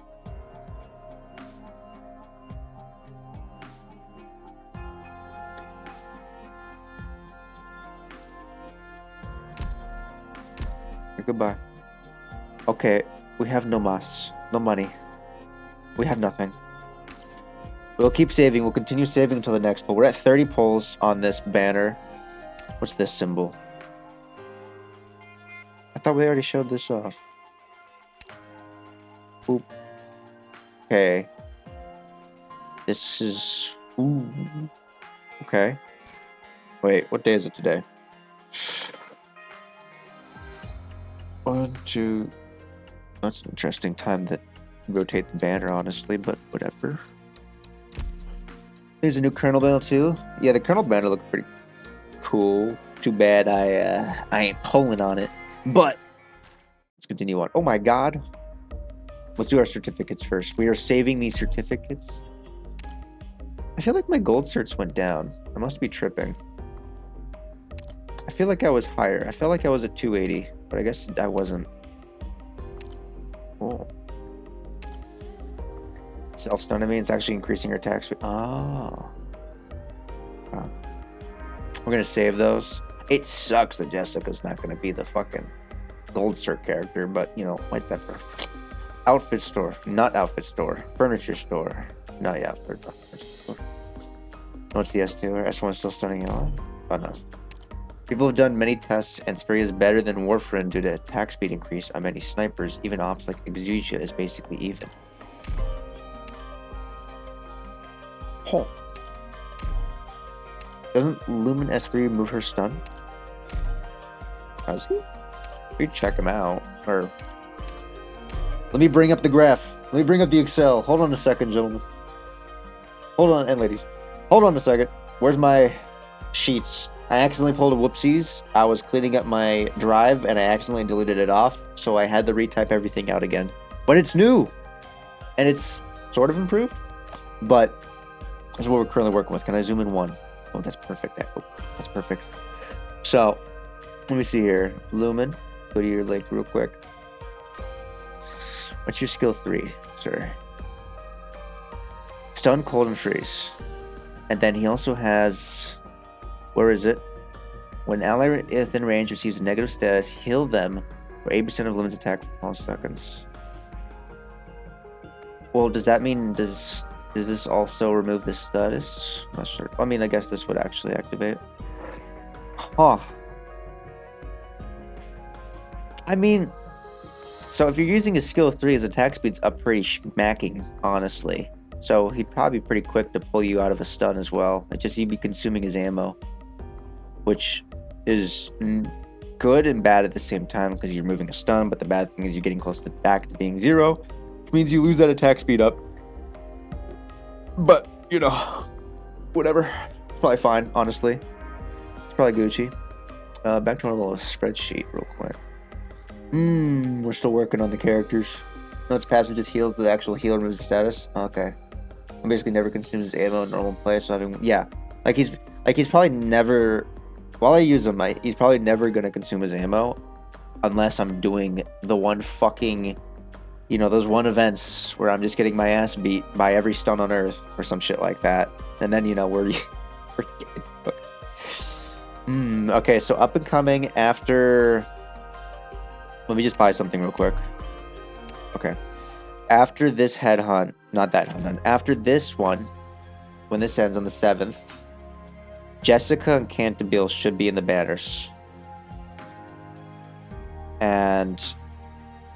which will be cool. And they'll be in the standard banner, which is fine. Because the nice thing is, because even though we're pulling on the horn banner right now, this also counts as standard headhunting. So we're also getting, you know, if we don't get horn here, we still are increasing our rate ups into fucking the next other standard banner, which would be the one after over here, which also would count as a standard as well. So this ammo squad, well, so this is my logic. The first things first is Sayleech is hot. Second, Crown Slayer is really fun. Third, every Hollywood movie, blockbuster Hollywood movie has like two people. Everyone's got a gun, but there's always that one person with a knife being all like, you know, weird and shit. So that's my logic behind her. That's my excuse. And then Sayleech is the nerd. He does the buffing and the debuffing. And look at him thighs, though. God damn. But, I just like Sayleech, honestly, to be real. She was cool. I tried her out. I had a lot of blast. Crown Slayer's gonna be sitting at this, you know, not got yet for a fucking minute, though, because we're gonna have to wait like 6 more months to get her. On the rerun. Typhon S3 is ammo. Yeah. Yep. Of that logic, Sayleech's empty brain hottie. Well, no, she's very good as well. People just discredit her because of her cost. It really is just her cost. And then also the fact she's a 6-star, so getting duplicates or potentials is kind of a fuck ass as well. But her skill too, it can heal Reapers, which is great. I mean, obviously it's not much. It's 10%. Or wait.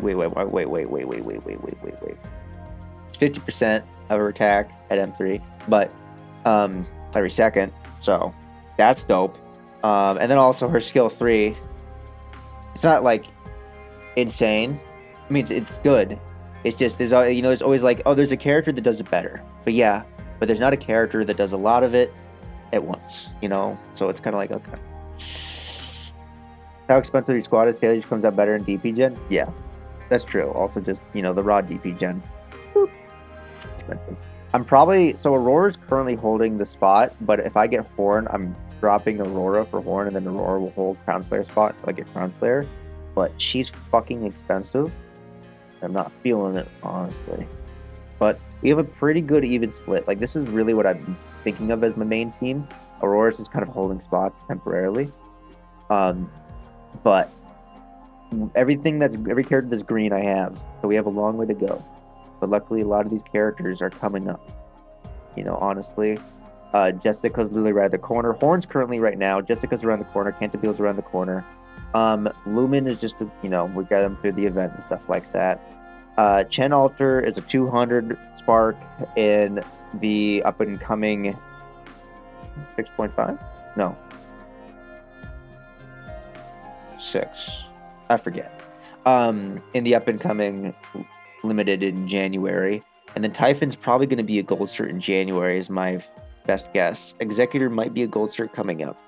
Or Executor might be a gold cert coming up. The only one we have to worry about really is Sayleech and Crown Slayer. So. And I also am sitting on a selector that I've been sitting on for like 2 weeks now that I haven't used. That's not where I wanted to go, but thank you. With my size, it's yeah. kind of hard to get Hey through the Mecta, door. how's it going? So yeah, we have strategized our next 3 months of polls. Wait. Yeah, we have strategized our next 3 months of polls, in essence. We're probably going to do a terrible job at meeting that strategy, but we have strategized, so that's all that matters. We have a plan. We might not follow it, but we have a plan. And then skill priority is just which skills I'm probably going to use or focus on, probably, to be honest. Now, this is just the ones I liked and I looked at. But I've done research. We have levels of research. I've watched videos. I've watched at least 3 or 4 videos, every single one of these characters from different creators. I've sat here in my Discord with other people and just sat here and read everything about these characters. So, we have learned. Let's use it before it expires. Well, it's okay. We got like 40 days left on it, I think. So, we're Gucci. There's nothing interesting for me to pull in the next 3 months. Well, I'm not interested in Tragodia or anyone else. Yeah, like I'm not too interested in Tragodia, and obviously he's gonna be cracked. He's gonna be cracked. But I'm not interested in him, honestly. Hoshigun Altar's pretty cool, but you know, we want the American, we want the guns, we want the ammo. Oh yeah, and then also, I should have brought my spreadsheet back up again. Hold on a second. This is the cool thing I really liked about this spreadsheet. Boop.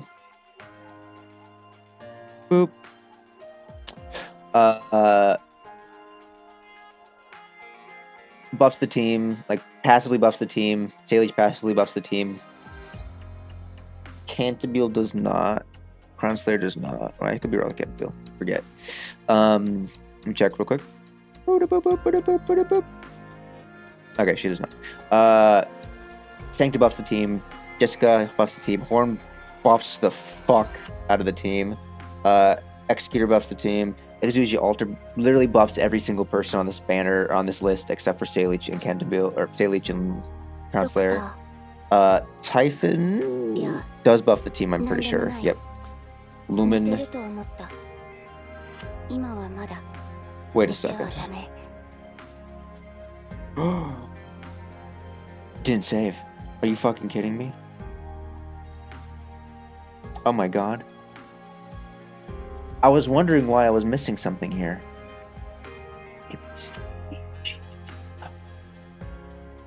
I spent like an hour or 2 on this spreadsheet. There was a tab right in the middle of what roles they would take. Did it not save? Are you fucking kidding me? I'm gonna crash out on Google Drive, I swear to God. It didn't fucking save. But Lemon buffs the team as well. Aurora's greedy as fuck, though. She doesn't buff the team. You didn't fucking save. I'm actually disappointed in you. Are you fucking with me? How did that happen?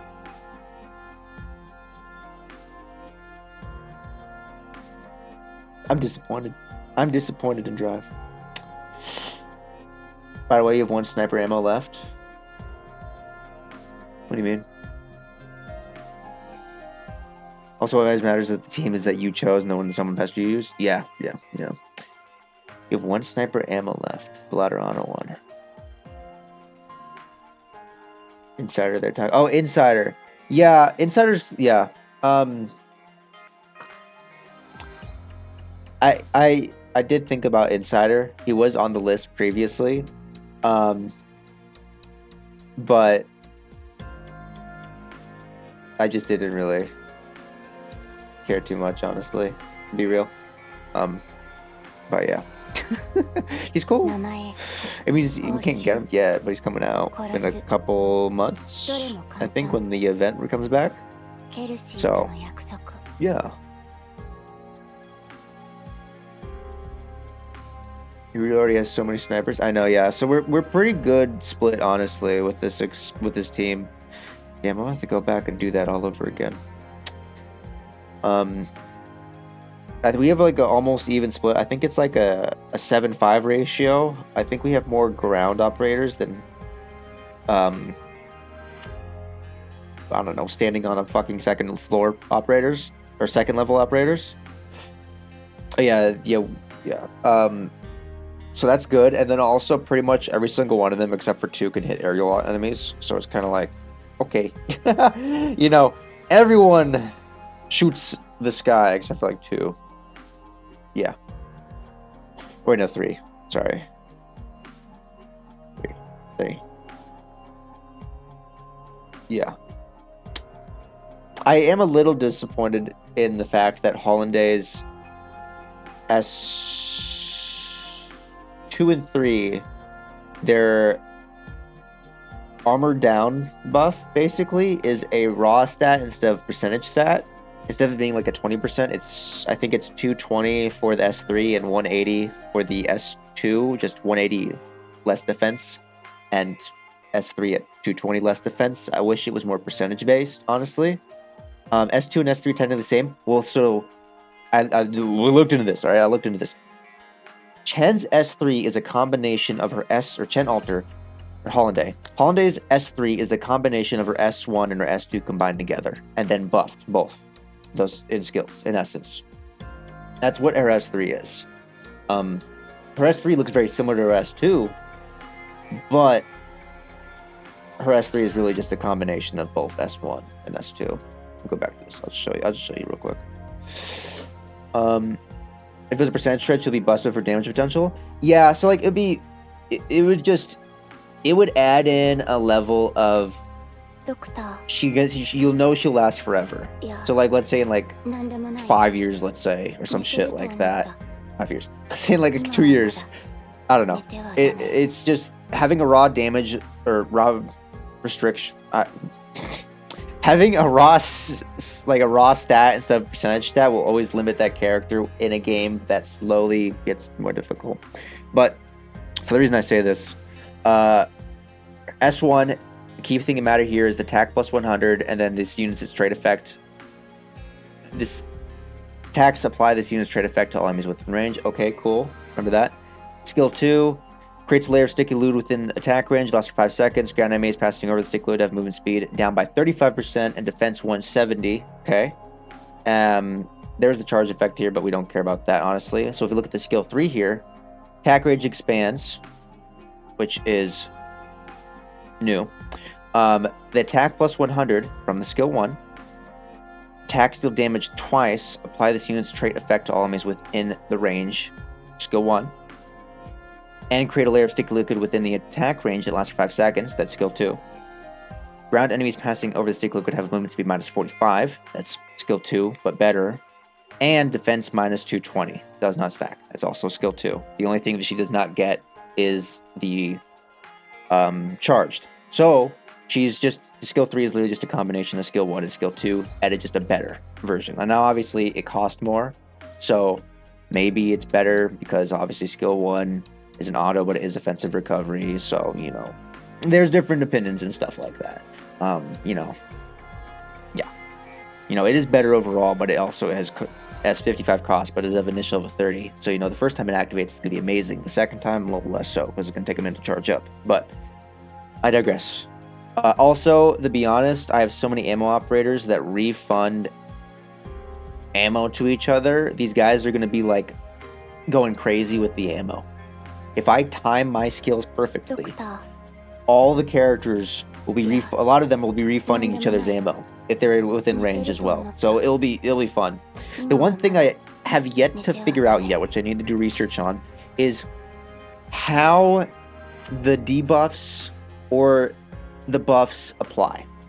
So you know how there's like an order of aggro, when it comes, like, if I think I have it somewhere, like, how like, nearest operators and then the latest operator, but if it's a tank and it has like the pull aggro thing, then it will take priority usually and stuff like that.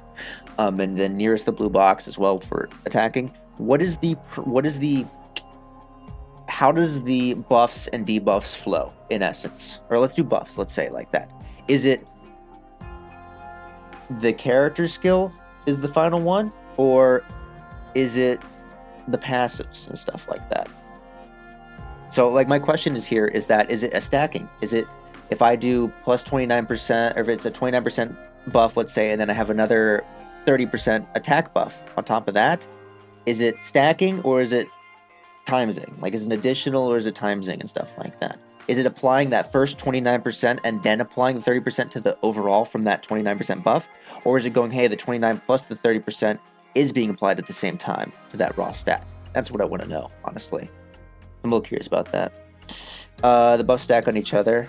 Back to MGG words. The highest effect will take place. Okay, depends on the wording of the skill and buff. That's true. That's true. Because my thought process behind that is that if you can math this out and know exactly which skills apply buffs at certain times, as long as they don't like overwrite each other and stuff like that, then you could plan out how you would activate the skills of every single character in order. If they all buff each other in some way, you could basically math out how to buff your team in the most perfect rotation by activating each operator's skills in the right order.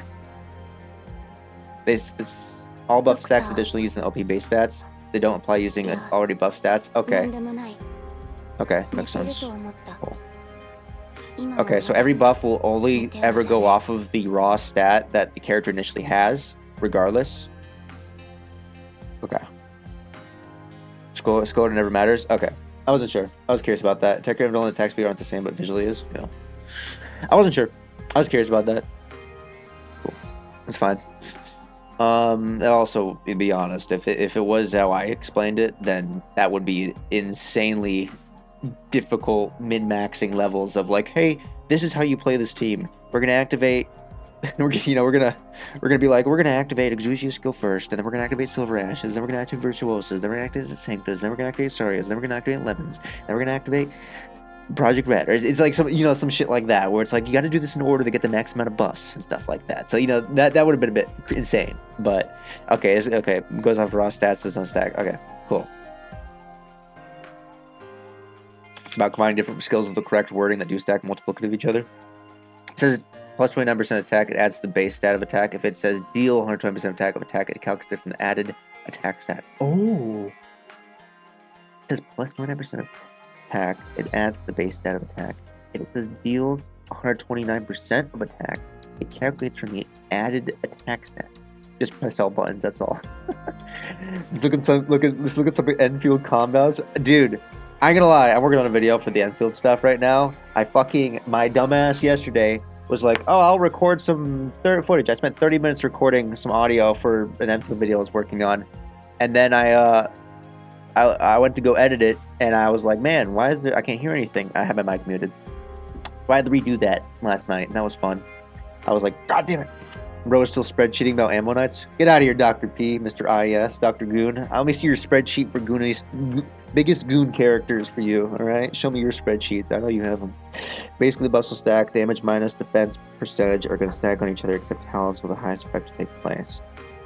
Remember looking at a plus in the skill. Okay. There are calculation videos on that. Should I send the explanation? It's coming soon. You should work. I mean, like, you should do the video that we talked about. You should do that video, the one we talked about in our Discord. You should do that video, honestly. For example, you have Exugia who increases her own attack speed interval. You can increase her attack speed with attack speed plus skills like Spiria and actually multiply the buffs together. Oh. That's why normally defense shreds is not effective as resistance shreds. Yeah, that makes sense actually. It's probably one of the next ones. Dope. That'd be dope to watch actually. You've been cooking, dude. You've been cooking with the you've been popping off with the edits, man. I ain't gonna lie, man. You've been cooking. Going crazy. Even when you're sick, you're still cooking. Jesus Christ, what the fuck was I doing? We got lost in the sauce, honestly. We got lost in the sauce, honestly. Which was actually a lot of fun.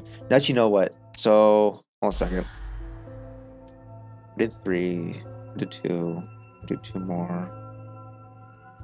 Should get it done by the week. You know what? Yeah, I think that's a good place to pause the Arknights memoir, obviously, because I'm enjoying it. But I want to pace myself because I kind of killed myself. We literally, last stream, we did chapter 6 in one fucking stream and I died. Or episode 6, we did it in one stream and I died the next day. It was like an 8-hour stream of just the story, basically. And I think I died. It was fun. But I was slowly dying. And I think we need to pace ourselves a bit better, honestly. I think that will make me feel a bit better about it, to be real. Wait. Yeah. You know what I want to do? You know what we're going to do? You're scared. You got to hide. All right? Boom. Super. Everyone hide. No. It's a really good video. I've already seen it, actually. I was watching it on Pixel Tree stream. Well, I thought it was really good, actually. And I want to talk about it. And I want to watch it as well and kind of give my input on the drama. Or basically drama. But, and just kind of help my overall thoughts on, the blueprint system and the gacha system as well. I actually really like this video. I know, Supa, the most hated Arknights creator, the rage baiter, but he does a really good job at it. But this one, he cooked. He locked in. This was a straight up just this. He wasn't rage baiting or doing any of this stuff. This was a cook, honestly. And I want to watch it. I want to give my thoughts on it.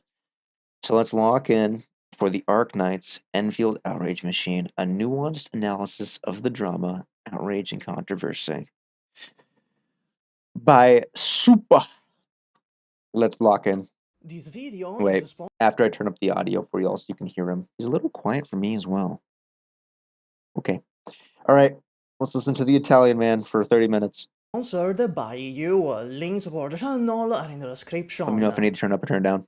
The quote, given the opportunity, players will optimize the fun out of a game, is a game design principle popularized by Civilization 3 game designer I've heard this one Soren before so many Johnson, times, to be stating honest. players will take the path of least resistance, even if it means ruining their own game experience. Yeah. For example, in the alleged video game Heartbound, The there is a alleged puzzle video you can entirely skip, despite the fact there is an intended solution for you to go through. Man. This defeats the point of having the puzzle.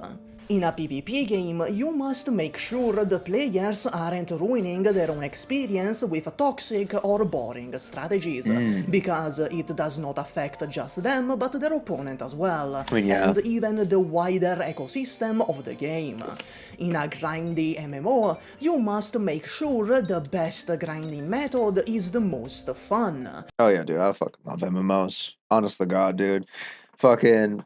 Oh, I wasted so many hours in Elder Scrolls Online and WoW, but fucking, you know what I really think really killed the fun in video games? YouTube. Hot take. I think YouTube was the route at which people could optimize the fun out of the game the quickest. Honestly, because you used to be able to if you were exploring and you saw someone that had the coolest fucking armor, the coolest sword, and you're like, "How'd you get that?" They'd explain it to you. You couldn't look this shit up. There was nothing really to go do back then. You're like, "Hey, let me look up this specific armor. I don't even know what it's called and stuff like that." There's no real guides for that. But now it's like, okay, the game comes out. There's a guide for every individual mechanic in the game, every side story, how to beat every puzzle and stuff, where to get the best gear, the best armor. Back then, it was like, man, I don't know. I don't know. Like, you had to think about that shit. You really had to think of your own builds and stuff, honestly. I used to love MMORPGs, then I grew up and started having responsibilities. Hey, man, whether you call it a benefit or a negative, you don't have to touch grass if you play MMOs. So then, there's that. I mean, did you hear that? Oh my God, what's the fucking MMO that's by Amazon? They're shutting it down in like a year, is what they said. It was oh my God, I played a little bit of it. I completely forgot what it's called though. New World, yeah. Like I think they just announced it a couple of days ago that they're shutting down the New World servers in like a year. But that sucks. Honestly, that's the one thing that's shitty about MMOs is when they get shut down. It sucks. So they're supposed to last for a long time, where people aren't gonna play them. Honestly, next vid should be a quiz, but I don't think you can score more than 3 out of 10. Hey, fuck it. All right, let's keep going. Lest the players make their playing experience a boring full-time job. Oh yeah. So, according to this principle, I love this Arknights skybox. should be dead in a ditch by now. Wishadel, Tragodia, Silverash Alter, Ulpianus, I mean, Silverash Alter literally just came out to CN, all right? he came out, when he come out like 2 days ago or some shit? Or like, it was like a week. It was like a week. The only, like, I know Tragodia looks insane. It is insane from what I've heard, but I haven't seen any videos of him really popping off. Obviously, Wiz is cracked. And then Monster was like banner. I missed right when I started playing. I think it was right before. And I've heard she's really good as well. Haruka and many others Oh, completely trivialize a vast majority of the game. It stands to reason then that There she every is. player would Apple pick pie. the strongest units in every stage, and thusly botch the game experience for themselves. True, but I think the game doesn't punish you as hard. I think if, let's say, you failed a run and you just lost all your sanity, and for some reason they're like, you know what, we're also going to take one of you, like some of your Agenium fun, people would optimize the shit out of this game. But because you basically lose no sanity and there's really no real punishments for losing now, or from what I heard, I guess it changed, right? For losing, is that people can experiment and have fun in the game, and I think that's cool. And also, you have this vast, like 300 plus characters. Like what, 300 something characters? 300 characters of 300 plus characters to mess around with, and you have teams like I'm working on the Ammonites team and stuff, and I'm having a blast doing it, even though we're taking forever to do it. I'm still having a blast, like yeah, you're thinking about. I got a fucking Excel sheet for the Ammonites team, so but everyone makes their own little niches and niche nights and stuff. But I think it's fun because there really is no punishment for failure other than going insane, which I kind of did go insane for TR15 and MTX8, but that's okay. When you lose, you get total sanity -1. Total sanity? I mean, yeah, it's like whatever though, right? When you lose, you get total sanity. I think you mean just current sanity -1, right? Whatever. Anyways, continue that. However, I am sure the majority of you watching this know that's not what happened. Arknights has dozens of easy mode options that you could argue even skip the gameplay entirely from how strong they are. Jesus. Yet it does not suffer from it.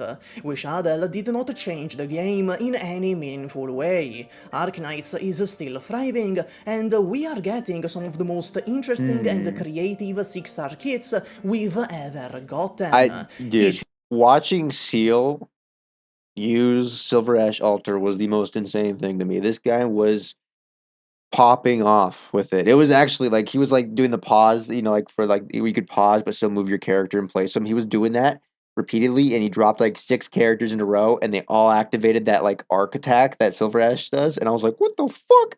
It was the coolest thing ever, but it was just disgusting in a funny way. New 6-star has a lot of mechanics for you to sink your teeth into, cool, and though. plenty of options to get creative. Dude, the ice on the fucking... Oh my god, that's so cool. I fucking love that. I hope we get more characters that do shit like that with the blue box, like interact with the blue box would be cool. The developers have proven they can handle situations that, on paper, should spell the death of the game. Endfield seems to be in much the same situation, with the combat and the factory. The dodge and the blueprints, on paper, very directly make the game easier and... That's true. I mean, it's like, at this point,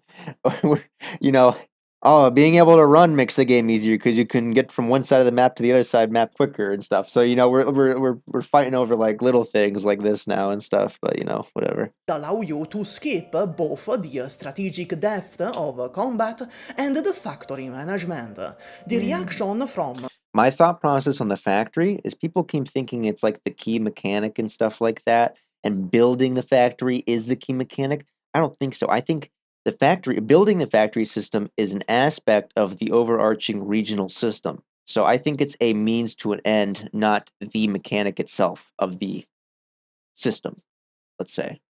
I think that stock trading is going to be pretty fun. I can't lie. I can't wait to get even more spreadsheety with y'all. That's going to be fun. A subset of the community was as you'd expect. Let's talk about that. Also, hi, Arknights Endfield, the most hated YouTuber here. I apologize if there aren't many funnies in this video. For once, I am putting my serious cap on. Dude, I want Locked to in. specify, this video, while it holds a hopeful outlook, is not saying Endfield is good or will be good. I simply do not have the information to make such a statement. The Okay. game is not out yet. We do not know how the game will pan out in 1 or 2 years from release. Anything anyone can possibly argue, negative and positive alike, Yeah. Wait, I'm gonna wait is for a this slippery sentence. slope argument by default. Yeah. I think at this point, like if you love Arknights, there's really no, I would say no reason, but there's very little reason you trust the devs to cook on Arknights. There's very little reason for you not to trust the devs to cook on Enfield. I hope I said that sentence right. But like I'm having fun in Arknights. I have not been given justification. Now obviously there's like, oh, I'm kind of disappointed in the gacha system changing from the Arknights gacha system because I actually surprisingly do enjoy the Arknights gacha system.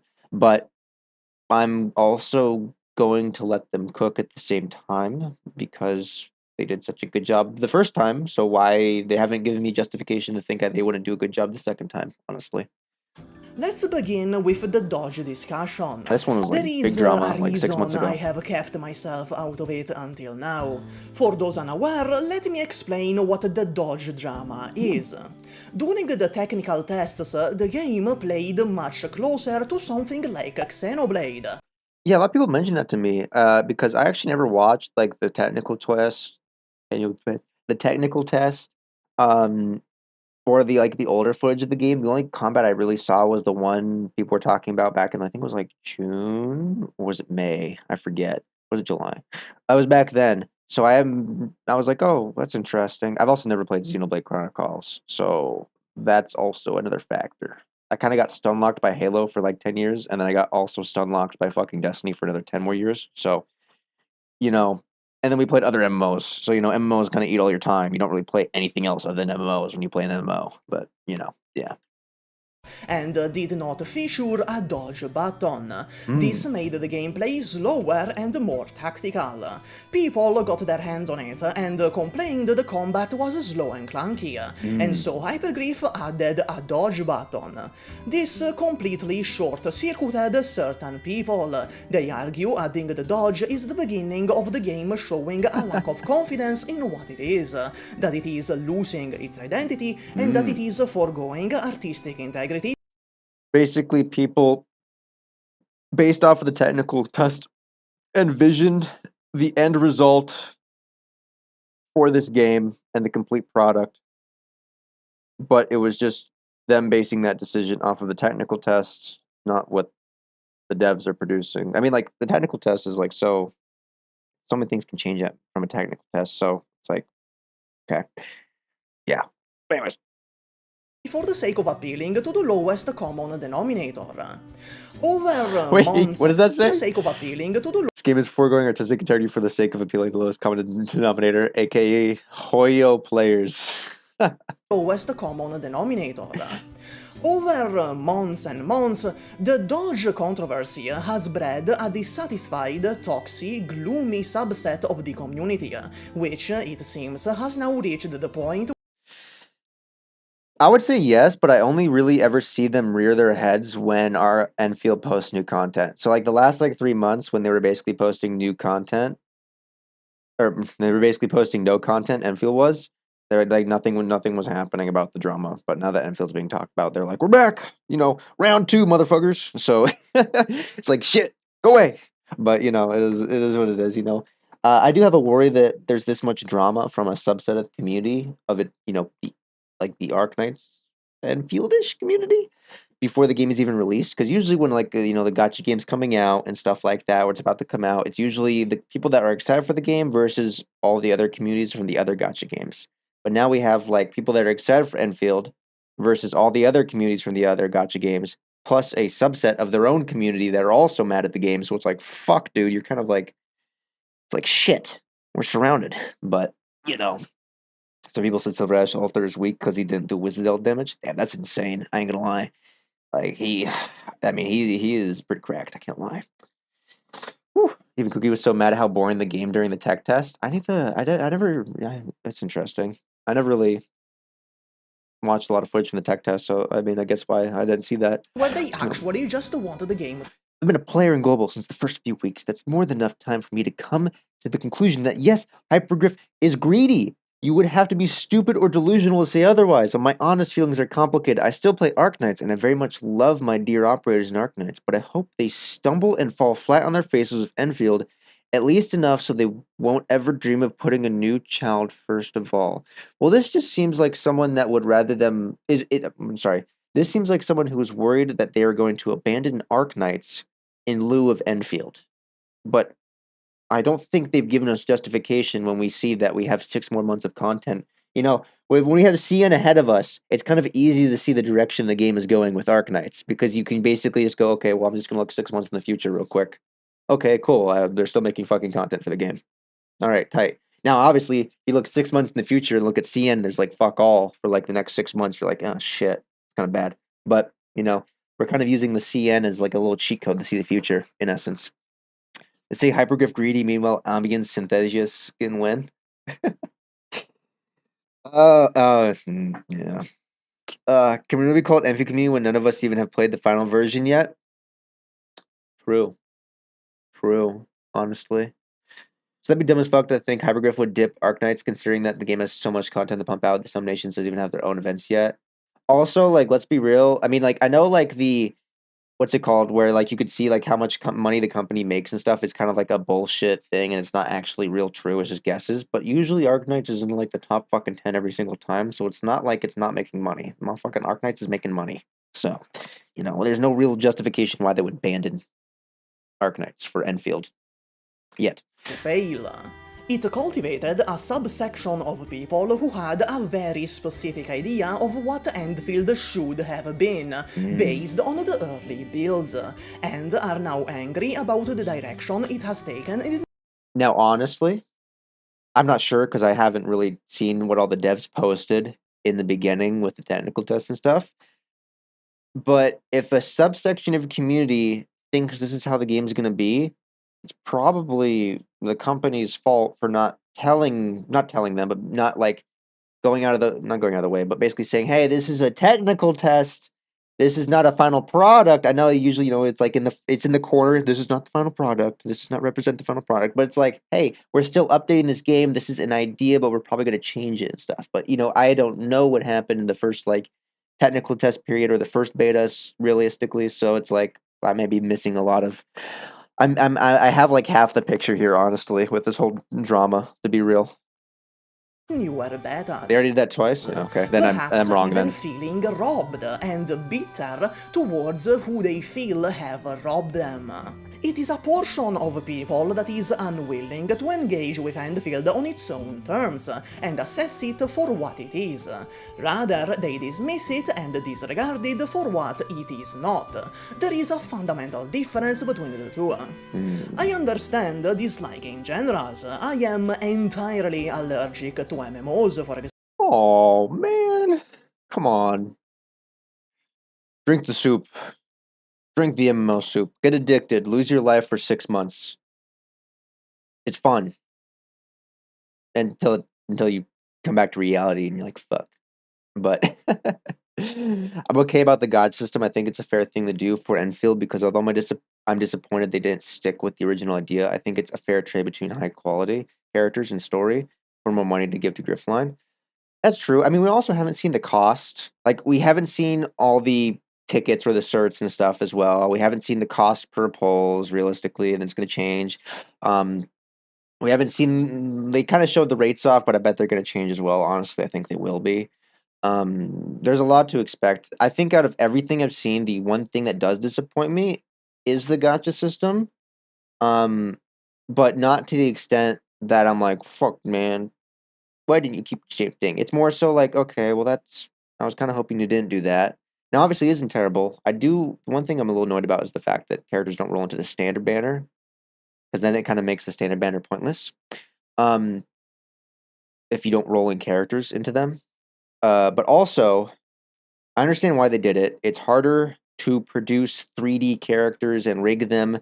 So it makes more sense for them to be limited and then just do reruns, honestly. But we have no idea. I was not expecting Arknights to be this insanely easy to fucking get polls to pull your characters until I'm playing it. I'm like, oh my god, I'm just fucking drowning in money in polls. I wish I was drowning a bit more right now, honestly. But so I think this is a wait and see moment, honestly. Also, we'll see what happens because the Chinese are going to be playing the game and being able to spend money and gamble. So we'll see what they do. Honestly, we'll see what they do. It still can change since it's beta. Yep, it still can change since it's beta. You get primes from cheating instead. You can most skins. We can buy the battle pass for Virginium, so I'm hoping to get skins the same way as Arknights. Oh. Example. But this is not what is happening. It is making People are swift crashing about that character for all-encompassing some reason. judgments on a product before it is even out, or you have even played it. It is dismissing Endfield for being an open-world dodge battle. Like, so I think I get what the saying is don't judge a book by its cover. Now, sometimes it's pretty easy to tell when something's gonna be shit, but I think this is a game that's not. If you look at this game as this whole thing and you watch everything, you watch how it's progressed, I think it's very hard for me to go look at this game and go, it's gonna be shit. Like that's like I do judge a book by its cover sometimes, but I'm also gonna do the opposite here and judge a book by its cover, and this shit looked pretty good. I ain't gonna lie. Now obviously we'll wait and see until release, but I'm still excited. So let's go get. Without asking if it is a good entry in that genre. It is a dismissal of the wide web of systems, which the dodge is a part of, that shape the overall game experience. Yeah, like the dodge is not. That's the thing that's kind of funny is like, oh, the dodge is the end all be all of all the mechanics. It's like, no, the dodge is like an aspect of all the mechanics, honestly. It's like, I want to say it's a minor aspect, but it is a aspect. It's like it's like mid-tier sort of major and stuff. It covers your first experience. What else are new readers meant to judge a book on? Yeah, that's true. That's true. Not everyone knows you got to grab a book and flip to the back or flip to the first page to see what's going on. Most people just look at the cover. Which cannot be gathered from mere gameplay videos. Real. Things like team building, ease of getting the character. I mean, I'll just use Arknights as an example here. Arknights to me looked like a very dull, boring tower defense that I didn't pay attention to. And that's from videos I watched. And I could never understand how active I would have been until I played the game and realized how active I have to be with my characters. And it's one of those things where you can't feel the game until you're playing the game. You can't feel the game through a video. It's hard to do that, at least. I mean, some games you can, but I think you know that. You know what I'm talking about. They could have released the game and stopped at beta 1, but now Hypergraph still went to cook. Yeah. The elemental system, the combo system, the gear system, Okay. the weapon system, the control scheme, the UI, and ease of building those characters. Yeah, so like this, is this, dodge mechanics, team building, accessibility carriers, element reaction system, combat system, gear system, weapon system, control scheme, yeah, like this is like, there's so many more aspects than just dodge and stuff. Each one of these aspects has its own identity contributing to the whole. As much as people call games like WoWa Genshin clones, they are not. I still enjoy WoWa. Because they differ in these aspects, creating an experience that, while it shares certain core traits, is ultimately different in its game feel and long-term gameplay. Oh, yeah. I mean, like, I like WoWa, honestly. I get it, like, people shit on the community, and the community shits back. People don't really like the WoWa community. But, like, I had a fun time playing WoWa, honestly. I really did. I'll personally reserve my critique until the game comes out, as it already changes so much of the different showcases. I know, like, the game, every time I see new footage of this game, or of Arknights Endfield, it's completely it's not completely different, but it's pretty close to completely different from the last time. So I'm like, oh my god, what's next? As long as they didn't unlock any overpowered items that can break the balance in the paid monthly passes, I've seen many favorite games went to shit, or went that path and started to go or anything else. And this is just regarding the combat. I am not even mentioning everything else that goes into a gameplay experience. Yeah. That being the actual design of the open world, the story, the writing, the content in the open world, the music. God help us if it's like Arknights Act 1. True, but man, dude, I feel like in Gachaverse, it's pretty rare. I feel like, especially in 2024 5 of 2024, a lot of the main big gotchas coming out, I feel like always stumble in the beginning almost. It's pretty rare that they succeed in the beginning, which is worrying. But plus the fact is they just rewrote the story, they said. Or didn't they rewrite? They did a lot of changes to the story. So I'm like, fuck, dude, you're like 4 months from release and you're changing the story again? Like, I'm not saying I'm worried. I am worried. I'm not saying it's gonna be bad, but a lot of companies that do that before release usually fuck up. Wuwa had a bad story in the beginning because they changed it like 6 months before release. Destiny 1 had a terrible story in the beginning because they fired their writer and decided to write their own story a year before release and completely redid the story and the lore as well, which, fuck. So, there's a bit of worry here, but let them cook, honestly. Let them cook. Super crashed out on the Misha arc that he ended the reading stream early. Oh, yeah, I saw he was doing reading streams. I was kind of curious how those went, honestly. The thumbnail was funny as fuck. I think they shifted the story to tie it to Arknights more closely. I would expect as much, to be honest. Like, my game theory, is that we have Enfield on the left here. Or, sorry, we have Arknights on the left here. And we're slowly progressing this way in the story. And we have Enfield on the right. And I think we're going in backwards, Wait, that sounded weird. But I think we're learning the story in reverse. Kind of like Amnesia, we got to learn our history and stuff. I think we're going to meet in the middle. Arknights is going to progress its story slowly, and Enfield is going to progress his story, but also learn about the past. And also, we're going to progress forward as well, but also about the past. And then we're going to meet eventually. We're going to do it.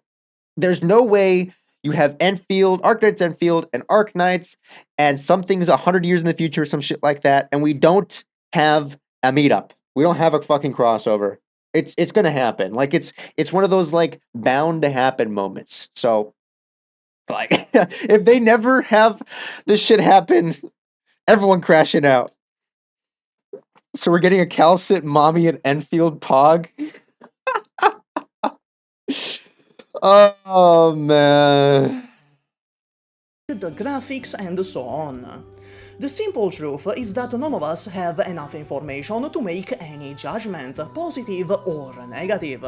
Saying Endfield is Genshin 3.0 and saying Endfield will be amazing and better than everything else on the market would both be uninformed opinions. Real, yeah. Though please don't think of my position as enlightened centrism. I hate people are gonna start calling him a fence sitter soon. Oh man. They're gonna start doing shit like that probably in the comments.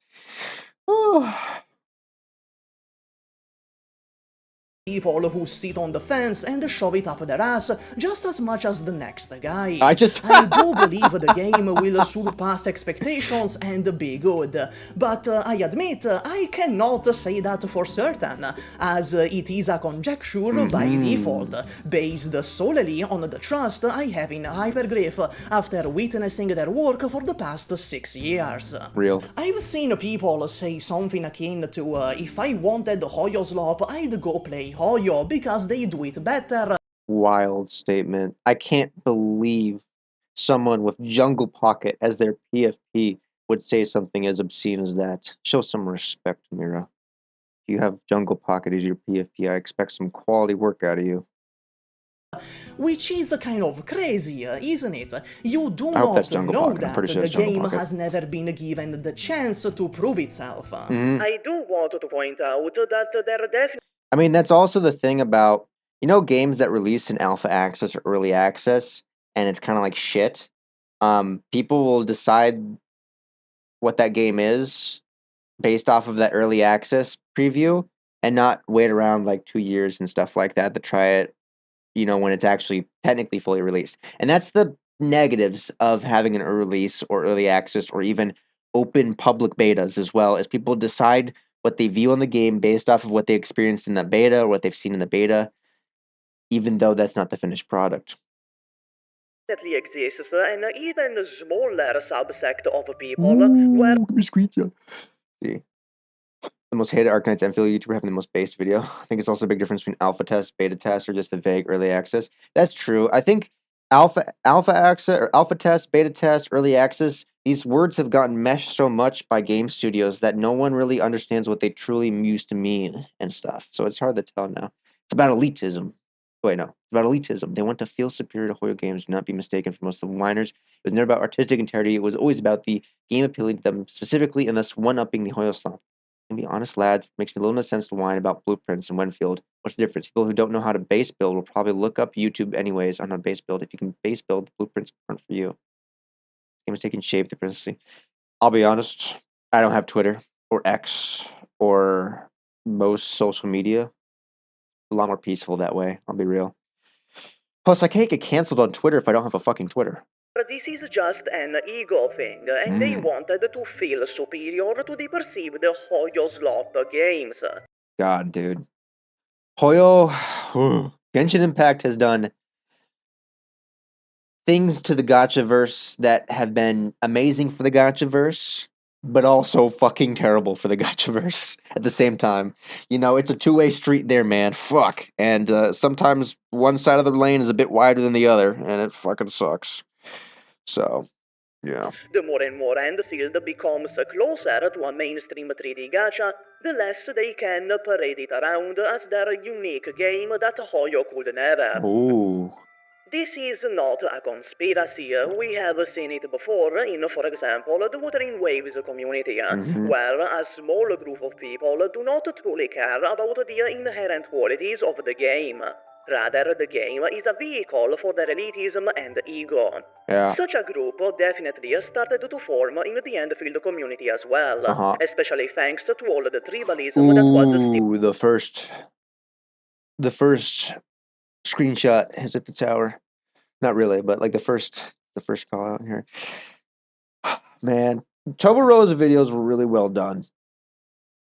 But they had an effect on the community that I don't think is recoverable. Because if you look at it, his two videos being very hypercritical of the game or of the dodge mechanic system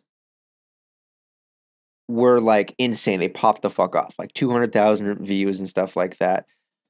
But his video afterwards going, you know what? I don't care about I don't care about the dodge. It's fine. It is what it is. I don't care. That video he posted only got like 30,000 views. So you have like these 190,000 people that still haven't seen that and still think, because it was a really well done video. So they're like, oh, fuck, dude, he's probably right and stuff. So yeah, that's the shitty thing. Is what it's done in essence. I think whether Tobaro wanted it or not, he has become the figurehead of this movement. Whether he's been put into that position, and whether he wants to be it or not, he's stuck there. Honestly, so yeah. Anyways, up at the beginning of the Dodge controversy. However, these people are not nearly important enough, impactful enough, or numerous enough to really get into. I am merely mentioning them for completion. Okay. I made a Twitter post about them, and that's all they're gonna get.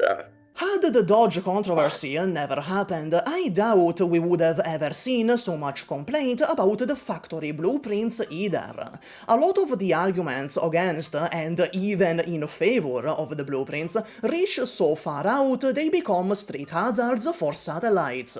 They peer in. Yeah, like it's kind of funny is like the dodge, some of the aspects for the points made I could kind of agree with or like understand why they're made. But I'll be real, the blueprint system arguments, I'm like, I feel like we're kind of throwing out of left field here. I'll be real. Like I think like now that the dodge issues have been settled, I feel like we're kind of reaching for a new issue with the blueprint system. To their crystal ball and envision a future in which the factory is left behind. I'll tell you what's gonna happen. Ooh, I'll tell you what's going to happen. Base building will matter to the devs for maybe 6 months. Then next big update, it will get completely sidelined, and the only thing left from then on will be open world action gacha game with subpar combat. I don't know what N.452 means, but oh wait, actually never mind. Okay. I mean, I'll be real. After this beta, the combat looked pretty fucking goated.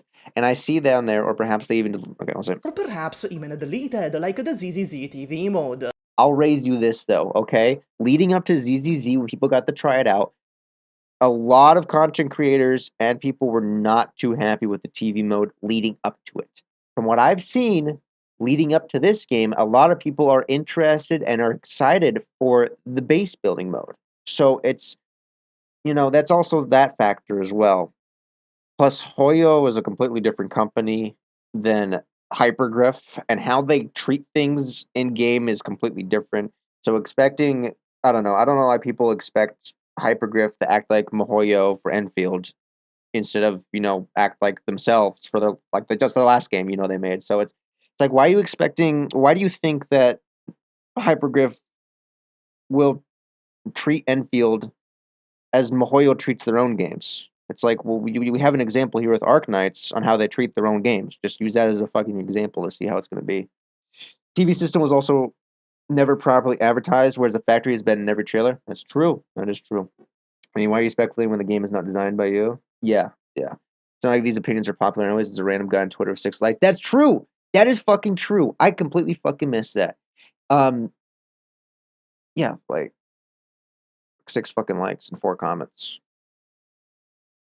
L take. November 1st as well. Bro, this man watched the beta and still decided to say this? How can you say the combat, dude? I'll be honest, I was a little worried about the combat until I saw the arts reactions and the physical reactions. I was like, okay, I'm a little sold, I ain't gonna lie. Like the mystical boogeyman of the Hoyo players will ruin the game over time. Such fear is perfectly fair, don't get me wrong, I am not here to invalidate it. I can see where the arguments come from. The current gacha space has itself made people jaded and cynical. We've seen it with Genshin, we've seen it with Wuthering Waves, we've seen it with Stella Sora, we've seen it with GFL2, we've seen it with HSR. The only game I've ever played on this list is Wuthering Waves. Never played Genshin in my life. I was at work during COVID, so I had a life. Stella Sora, I saw the drama, didn't really interact. Scrolls Frontline 2, didn't play it. Star Rail, thank God I didn't play that. And many more. There is solid ground for the Doom posting to stand on. However, far too many people parrot it around as prophecy. In reality, we simply do not know. There are slippery slope arguments. Yeah, there are a lot of game devs making posts going, yeah, this game's ass. The people that say they know how this game's gonna end as if they were game devs themselves. It's kind of funny, actually. I don't know. Fuck, dude. I don't know how you can pop off that much to write paragraphs that big, to be real. That's impressive. And about something you're mad about, honestly. To be made in favor of the blueprints as future well. scholars. I could argue that having blueprints actually allows the developers to go even more into the factory management. Okay. It gives freedom to get complex. Dude, when I saw the water system, I popped the fuck off, alright? When I say I fucking love Satisfactory. And when I saw water, that shit added a whole nother level. What you don't get it. If you haven't played a factory game, adding a whole new element into the system like water changes everything, alright? And I get it's like a Wuling only thing, but fuck. Dude, I'm fucking excited. It's gonna be fun. Now, obviously, will I blueprint? Probably and stuff. But am I gonna experiment? Fuck yeah, I am. I'm gonna experiment. And also, we're forgetting, there's a whole tower defense side. People, they didn't show this off too much, but you can set up turrets and attack enemies. People keep forgetting about that shit, alright? There's also the tower defense factor as well. And to be honest, when it comes to that side, people are gonna want to set up turrets themselves. They're not gonna follow some fuck-ass blueprint. Games like Factorio have blueprints, it only makes the game better. True. With it, without risking alienating the casual player base, who would still have the blueprints to fall back on. Now, I do think this. Pixel Tree brought this up, and I thought it was a really good point. I think this should be a benefit if you manually build your base over someone that just uses a blueprint. Honestly, I think I can understand that, Like, I don't know what that would be, to be real. Maybe, using a blueprint costs a certain resource or something like that. I'm not so actually, that's probably not a great idea, to be real. Maybe more benefits. I'm not really sure how I would want it. But I would like my me experimenting that'd be a bit more rewarded than just copying a design offline, but not to the extent where it's like, okay, well, I have to fucking build my own shit, and I get forced into this system as well. It's kind of like an extra little, a little cherry on top. Some sprinkles on those cupcakes, baby. That's what I'm thinking. Something like that. People just mainly copy builds and get the bonus anyways. I mean, yeah, but like you're still doing the work, so it's probably fine.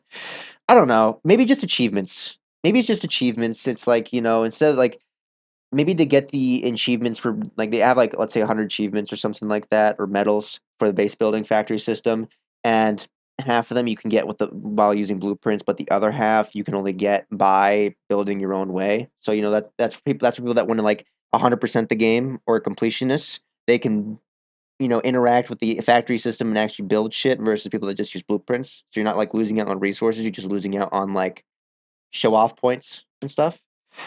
I think that might be a good way to do it as well, to be honest. But let's keep going. I could argue the base in Arknights has not been abandoned. People are still fighting about 243 and 252. The game's been out for 6 fucking years. Like, I don't think we're gonna meta the fuck out of the. We're gonna meta, but there's gonna be options, Despite how incredibly few people engage with it as evidence of this premonition. But again, who knows? Do we know if bases are in set areas where you can just make bases anywhere? I've not followed that much. I've actually also not followed that much. I think you can create your main factory bases. I think there are sort of like not set areas, but like pretty obvious areas where you would build one. But they also mentioned you can go out of the factory zone and find resource nodes and set up like mining points there as well. I haven't seen any footage about that because I probably haven't been looking it up. But yeah, they are set areas. Okay. Cool. There is one fair criticism of the blueprint system, however, and that is how it affects There's also outposts as well. There's also outposts. There's also managing the stock market. And I'm really curious because they said as it dips and as it rises and stuff, is it the players? Like all the community is what causes it to go up and down? Or is it like, hey, this is just for each individual world, they have their own, rhythm to it and stuff like that? Like, is it like a set rhythm, or is like the players themselves can fuck the market? Like, oh boy, if the players themselves could cook the market, I think we're reaching into a level of oh boy. rewards. Technically speaking, you are rewarded more by copying a popular, efficient community blueprint compared to doing it yourself, which will inevitably be much less efficient compared to a random casual that just copy-pasted from a CN Sweatlord. In this environment, you are rewarded for disengaging with the system. Objectively, it's not very good game design in the way it exists right now. Still, even with this truth established, the game is single player. I still think people keep thinking building the factory is the key mechanic of the whole regional system. I think the other way around. I think it's an aspect, kind of like how the Dodge is, but I don't think it's to the level people treat it as. I think it is very important, but I don't think it's the end all by means mechanic, like key mechanic and stuff. I think it's going to be probably, like the stock trading system or upgrading your world or that tower defense that they kind of showed us, but they haven't really shown us, like outposts and stuff. So there's also a question about what resources you want to farm for the factory. Surely not all factories will be the same. True. And to be, never mind. And you alone shape what your experience looks like. Real. Kind of a related example. Right. Monster Hunter Wilds introduced 2 new things to the series. A bird that is able to pick you up when you get hit and sent to the ground, and crippling performance issues. Oh, I could bitch about Wilds for fucking hours, man. World was amazing. One of the best, probably the best title they've ever put out for Monster Hunter. I loved it. It's like hundreds of hours into it. I love World. Wilds, I'm not too happy. Go. use. While there isn't much to do about the latter, I just refuse to use this fucking bird to pick me up. Yeah. I think this mechanic sucks, and it removes a lot of the risk from hunts, making an easy game even easier. So, even if on paper I am I mean, it doesn't even really feel like you're hunting fucking monsters anymore. World made you feel like you were hunting goddamn monsters, man. And you had levels. World was a very vertical game. Wilds is a very wide, expansive game, but it's not that vertical. It's very flat. And that's obviously because of the mounts and stuff. But also, there's other things they did that just doesn't fuck. Yeah. I could crash out every day. But, you know, if I crash out on Wilds, I'm going to be playing at like 45 frames. rewarded more for disengaging with the combat and letting the secret erase my mistakes, I can choose not to, and I am having a more I don't know why he's not using a greatsword, though. Like, it's the best fucking weapon in the game. So, fuck. personally satisfying experience for it, even if I am at a disadvantage. Admittedly though, this is kind of a cope. Those features are still bad game design, and they are still in the game, but it is so And it's the least of the problems. The secret mechanic is the least of the problems Wilds have. I think if, let's say, the dodge issue is still an issue in Enfield, and the blueprint system is still an issue in Enfield, I think those would be the least of the biggest issues, probably, to be honest. Like, if they are an issue rolling into launch, I think they're going to be way down lower. Let's be honest here, all right? They're not going to be the number one, the number two issues. They're going to be at the fucking bottom of that list, like fucking 10 or 11 and stuff. So, I don't know. We'll wait and see. As we say, let them cook. something worth mentioning, that it is not a crippling game issue that will make it impossible for you to enjoy Not gonna lie, when they added the blueprint system, it's like they're doubling down on the base building aspect. True. the game, unlike what some people make it sound like. But there is an elephant in the room yet to address. W. Some people would ask a very simple question. What company would ever make content for something only a small portion The dev team will just see that 99% of the players won't interact with the factory part and be like, wow, no one cares about it. Why expand on it, lol? We'll see in a year anyway once it's in the dump and forgotten. I mean, that's what Moyo does.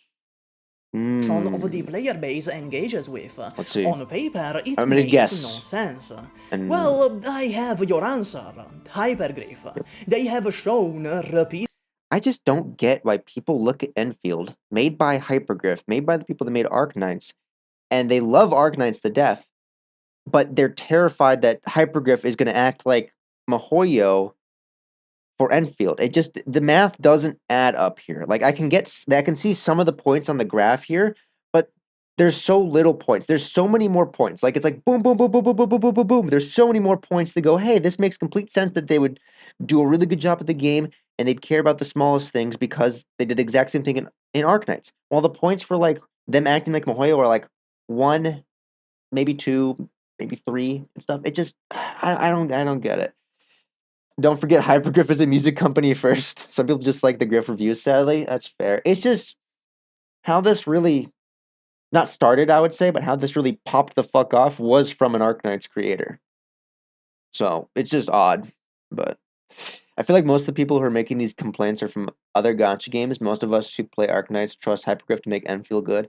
That's true. It's just like, there were complaints, but I think they really fucking, I think the video, which you all know the video we're talking about, which started this whole situation initially, was the thing that people that don't play Arknights latch on to give themselves some credence and stuff. that they will do that in Arknights across 6 years. They will update SSS, they will update Reclamation Algorithm, and are currently working on Reclamation Algorithm 3. They just updated IS2, a 4-year-old mode, and the base still gets pretty regular updates. This is in spite of the utterly Did we just come out of beta? I think we did just come out of beta. I hate that we're discussing the features of a game that are basic as fuck, like it's a thing that's the worst type of mechanic to add to the game.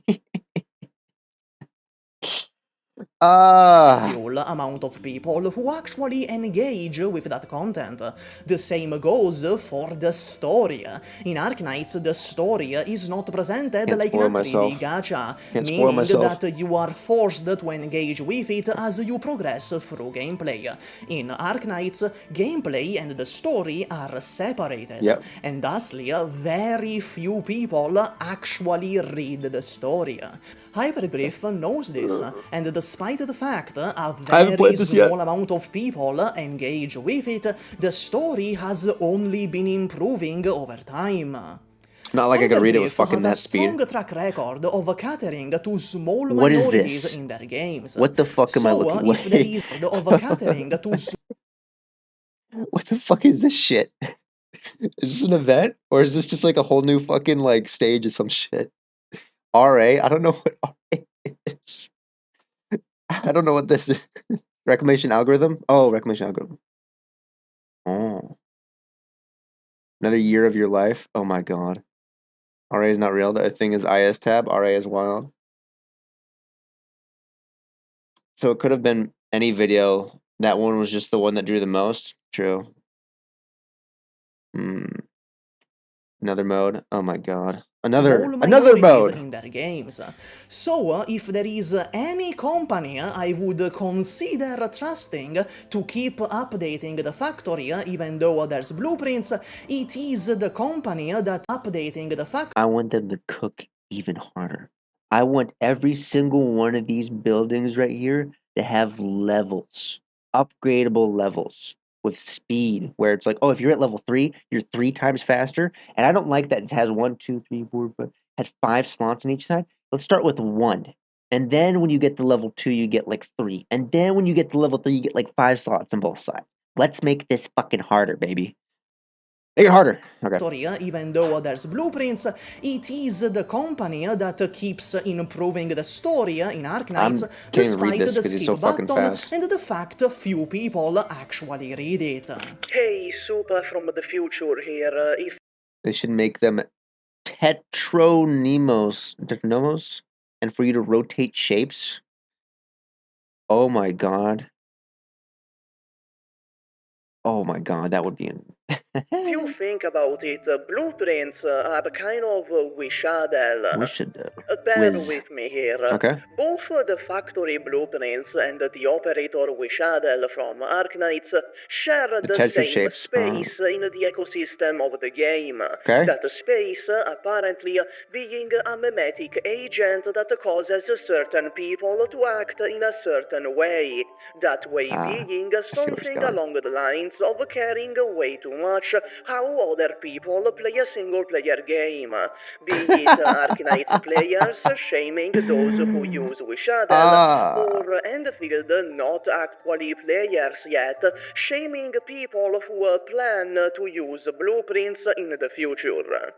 Mind you, what I am saying now is entirely detached from anything inherent to the blueprints or how they will affect the game. Okay. This Super from the Future segment is about the social community aspect of it. It seems I was like, I fixed my hat. I'm itchy. Okay.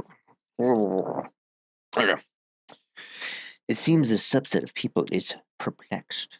This subset of people is perplexed as to why someone would ever choose to play Endfield but skip the factory management, equating it to downloading a puzzle game like Portal 2, only to then watch a guide for every puzzle, thusly skipping the appeal of the game.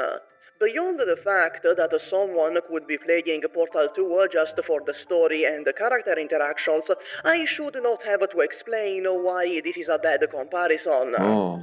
Truth is, for as much as you want it to be, Endfield is not a factory builder. Endfield is an open world action RPG with factory builder elements. Let's just confirm this real quick, actually. Let's just do this. Boom! Pow! Give me 1 second. Let me scroll down. Scrolling down in the city I see.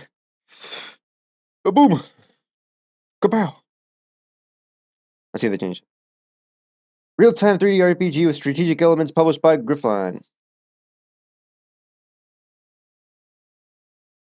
Do you have they post anything? No, they haven't. Yep. Therefore, there is quite a wide variety of My biggest disagreement here is that Enfield is not an open world, but close enough. Oh. Oh, the whole blueprint thing kind of reminds me of Elden Ring and that mimic thing. Oh my god, I forgot about that drama. Jesus Christ. Yeah. Fuck. I think, yeah, it's kind of like zones. Like, if you played like Borderlands and stuff, kind of similar to that. Or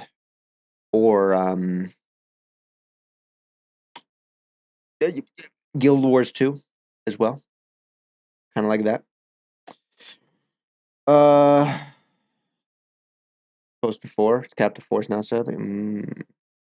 reasons for which someone might want to play Endfield that are not the factory building. They could be the action combat, the characters, the story, the lore, the open world exploration, or even something else I haven't thought of. I've seen people play games just for the photo mode. I don't know how you do that, but okay. Whew. If you don't want to engage with factory gameplay, then why the fuck are you playing a game that heavily focuses on factory gameplay? It's clear that you think the overwhelming majority focus is on combat, but in terms of how much time the player should expect to spend on factory combat, they are roughly equal. I mean, okay. Not to lead them to want an actually unique game, you are the elitist if you think your opinion matters more than the people who want the game to actually be what it was originally advertised as. They would rather have the game be okay.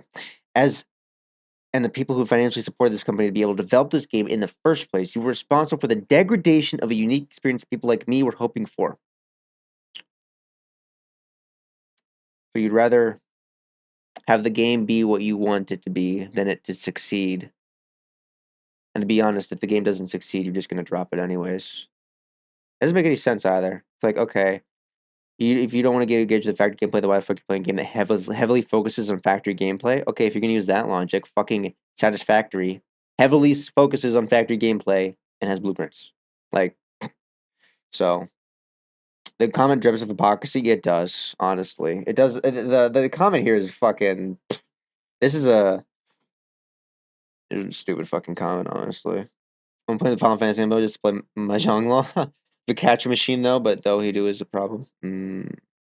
So, to shame or shun people for not engaging with the factory, I feel is not appropriate behavior, when there are plenty of reasons someone would play the game outside of the factory. Endfield is not like a puzzle game. There is much more outside of the factory. So, am I saying Endfield is good or will be good for certain? No, obviously not. I simply do not have the information to make that judgment. I think this video is kind of. I mean, it's obviously it's a nuanced analysis of the drama, outrage, and commentary, but we're kind of. I feel like this video is kind of bringing us back to the center, Instead of, on this hard side where it's like, this game's gonna fucking die, it's dog shit. It's like, well, we don't know that yet. Let's bring us back to center. Let's line up in this center line here real quick. All right, let's think about this. Calm down. He's also not saying, oh, the game's gonna be amazing. It's like, okay, let them cook. Let's bring them back to the center, all right? Call. I am saying that this most recent stream has shown me the Endfield community. Would you say he's sitting on the fence? God damn it.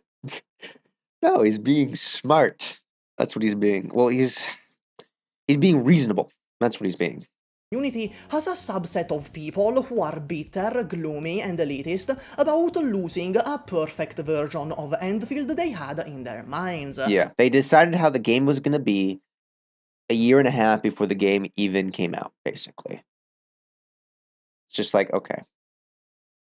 Like, or that they feel was stolen Arknights most hated YouTuber, by the way. But why do those people feel robbed? I get why he's hated. He's too fucking reasonable. Like, fuck. But exactly.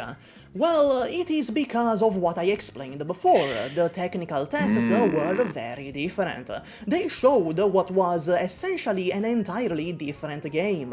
One they deemed unique and special. Not falling. Yeah, even Wuthering Waves beta access looked completely fucking different.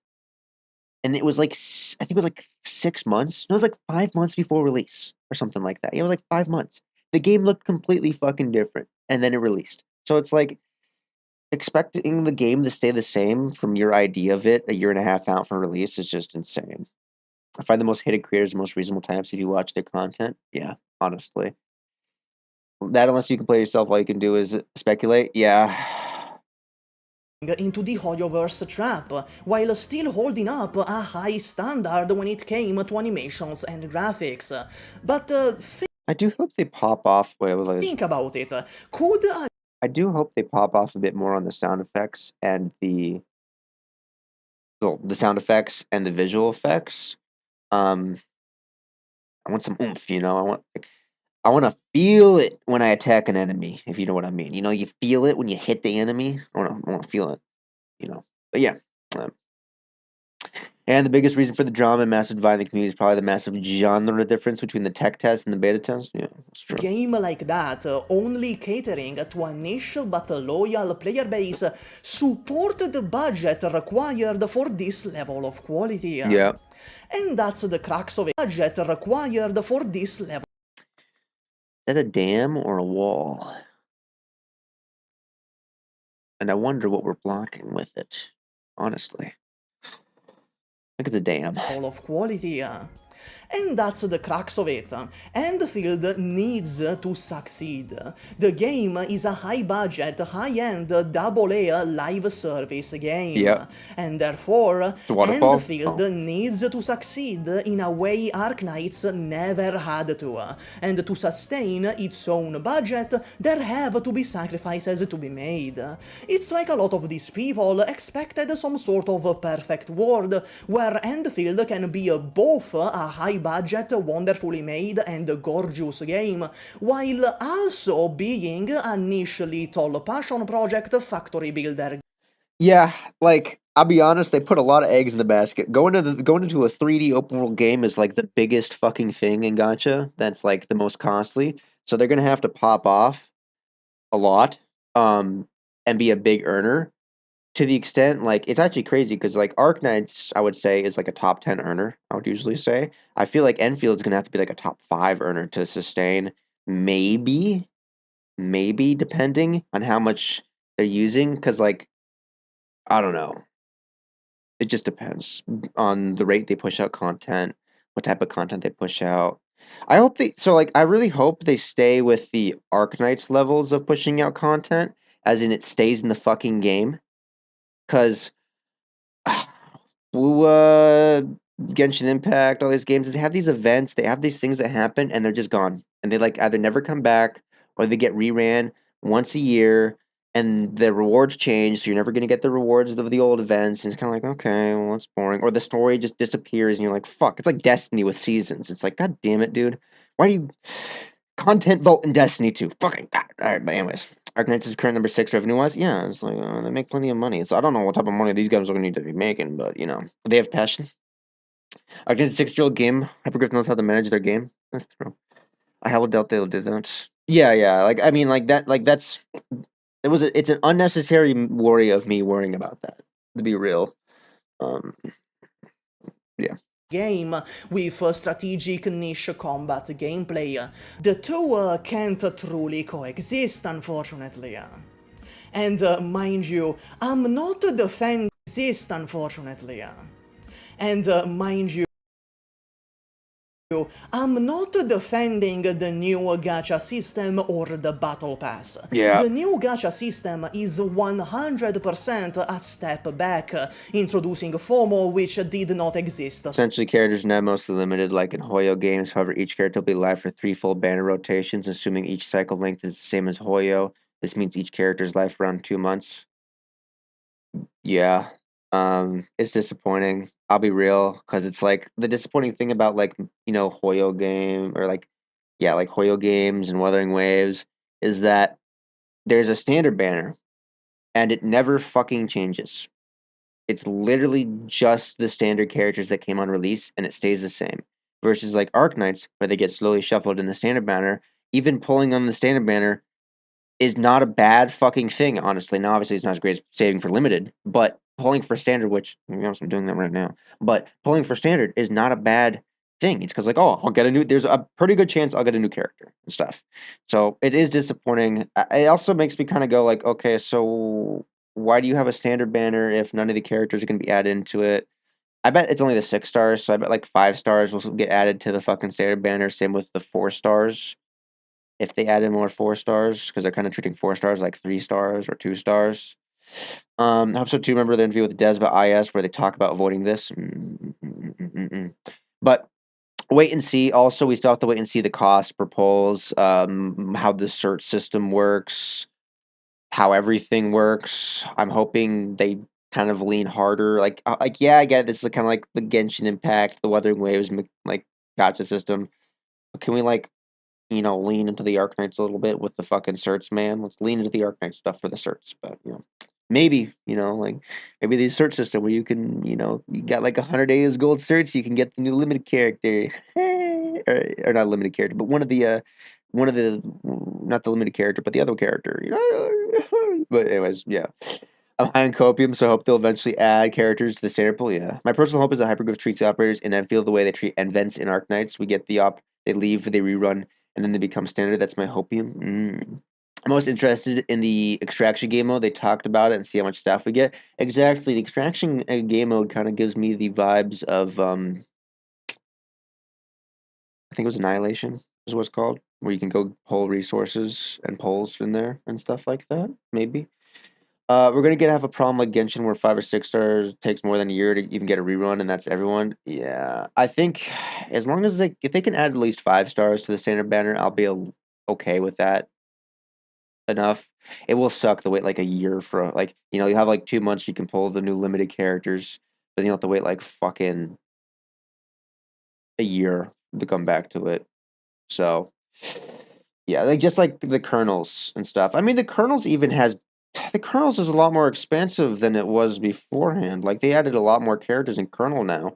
I mean, like fucking some of these banners stay the same in like Genshin Impact and stuff like that, and the standard never fucking changes. So I don't know. I will wait and see on the gacha. I'm disappointed how they've explained the gacha system to me. I am a little disappointed, but I will also wait and see to see the complete version of the product as well. Prior, and the Battle Pass, while it does pay for itself... Yeah, it's kind of like the Fortnite Battle Pass. I'll be real, the Fortnite Battle Pass pays for itself. If you can keep just as long as you lock the fuck in, you get everything on the Fortnite banner.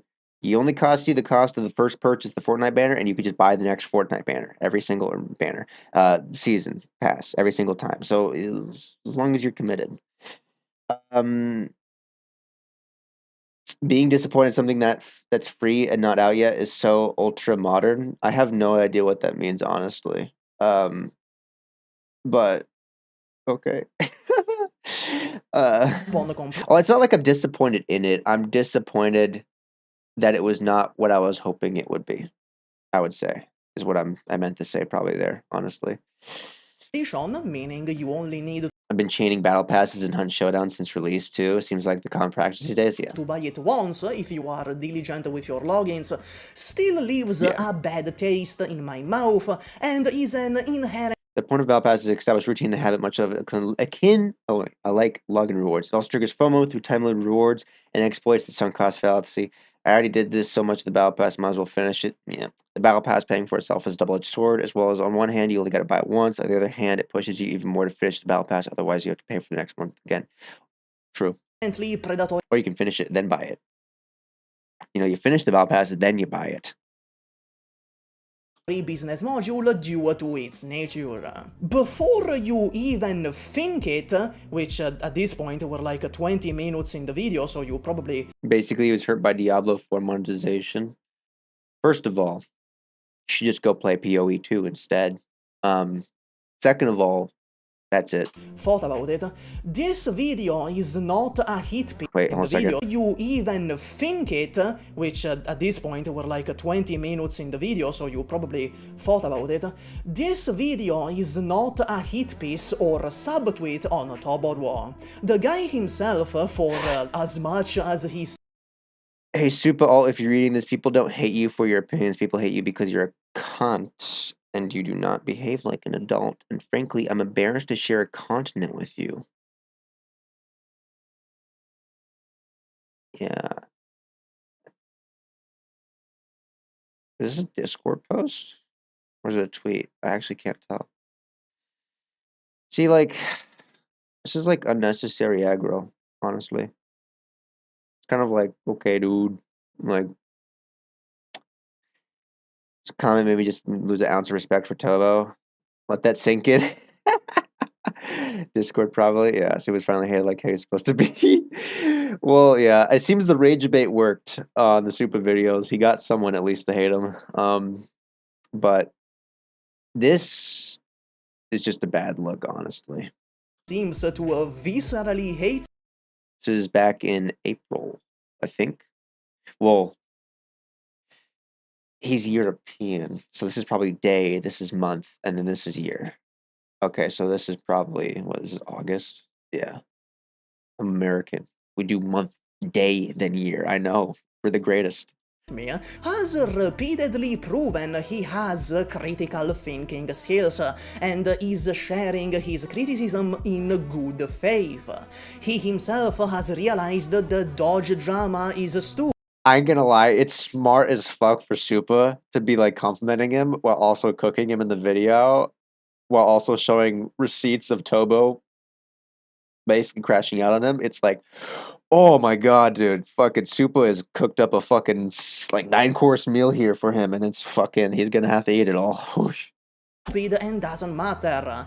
However, it is undeniable the effects those videos Yeah, so the video, the death knell of Gacha games and the whole Dodge stuff popped the fuck 251K views.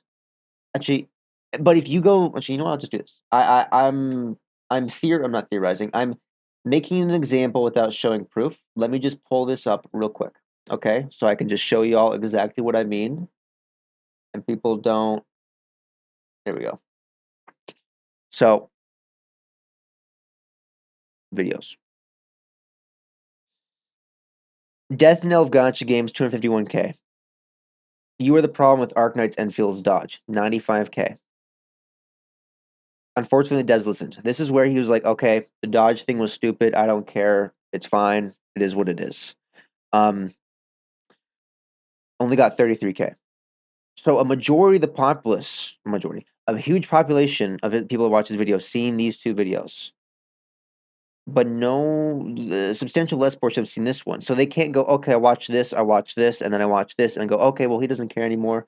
It's probably fine. I understand the reason behind it. Cool. But they watch these two, and they go, okay, yeah, fucking I'm on board and stuff like that. And none of the people saw this one. So they're still kind of not puppeting these thoughts, but they're still, this is what they've interacted with the drama. They haven't interacted with this side where he's just like, okay, it is what it is, stuff. I also don't get what, even this video, he even said, hey, the combat looks great. So, yeah. have had on a lot of His title is still very negative. I mean, yeah, but like, who doesn't fucking, you know, what's the word I'm looking for? Try to pull people in to watch your video, you know, spicy title, spicy thumbnail, gets people to watch. I mean, it's like the YouTube algorithm thing. I think the content itself, where he pops the, like, where Toboro actually gets really fucking angry about the issues, is more so the bigger issue than the fact that it's just like a thumbnail and the title, because, you know, that's just to get people to watch the video. It's like clickbaity, but it's like, who doesn't do clickbaity very hard? Apology videos also go very hard. True. I don't fucking know if he's good. Toboro's just drama farming now. I honestly don't know, to be honest. I don't know. I think he's gonna have to just decide where he wants to stand on this, and he's gonna have to lock the fuck in, because there's a road this is going down where most people can kind of see how this how this ends up, I'll say. And if he continues on this path, he's gonna fucking burn a lot of people. The receipts here that Supa showed probably burned a lot of people, a lot of content creators from interacting with Tobo, honestly. It's kind of one of those unspoken things. You don't really shit talk other creators, to be real. But, you know. Yeah, he's digging, but he has no shovel yet. Shit, I think, yeah. Of people. From integrated strategies, tournament champ to drama slop, that's funny. Yeah, I think he acknowledges his mistake and probably do him good. I think even then, I don't know. It's not like he doesn't. You don't like. We don't. The point is not to go, hey, you need to acknowledge your mistake and stuff like that. Because it's like, okay, you have to say sorry and apologize. I don't think that is what should happen and stuff like that. I think he just needs to take a chill pill. Because when he goes off, he goes off. I mean, he goes on rants and he gets a little fucking. The points Toboro makes, he makes as if they're definitive proof, and he makes them very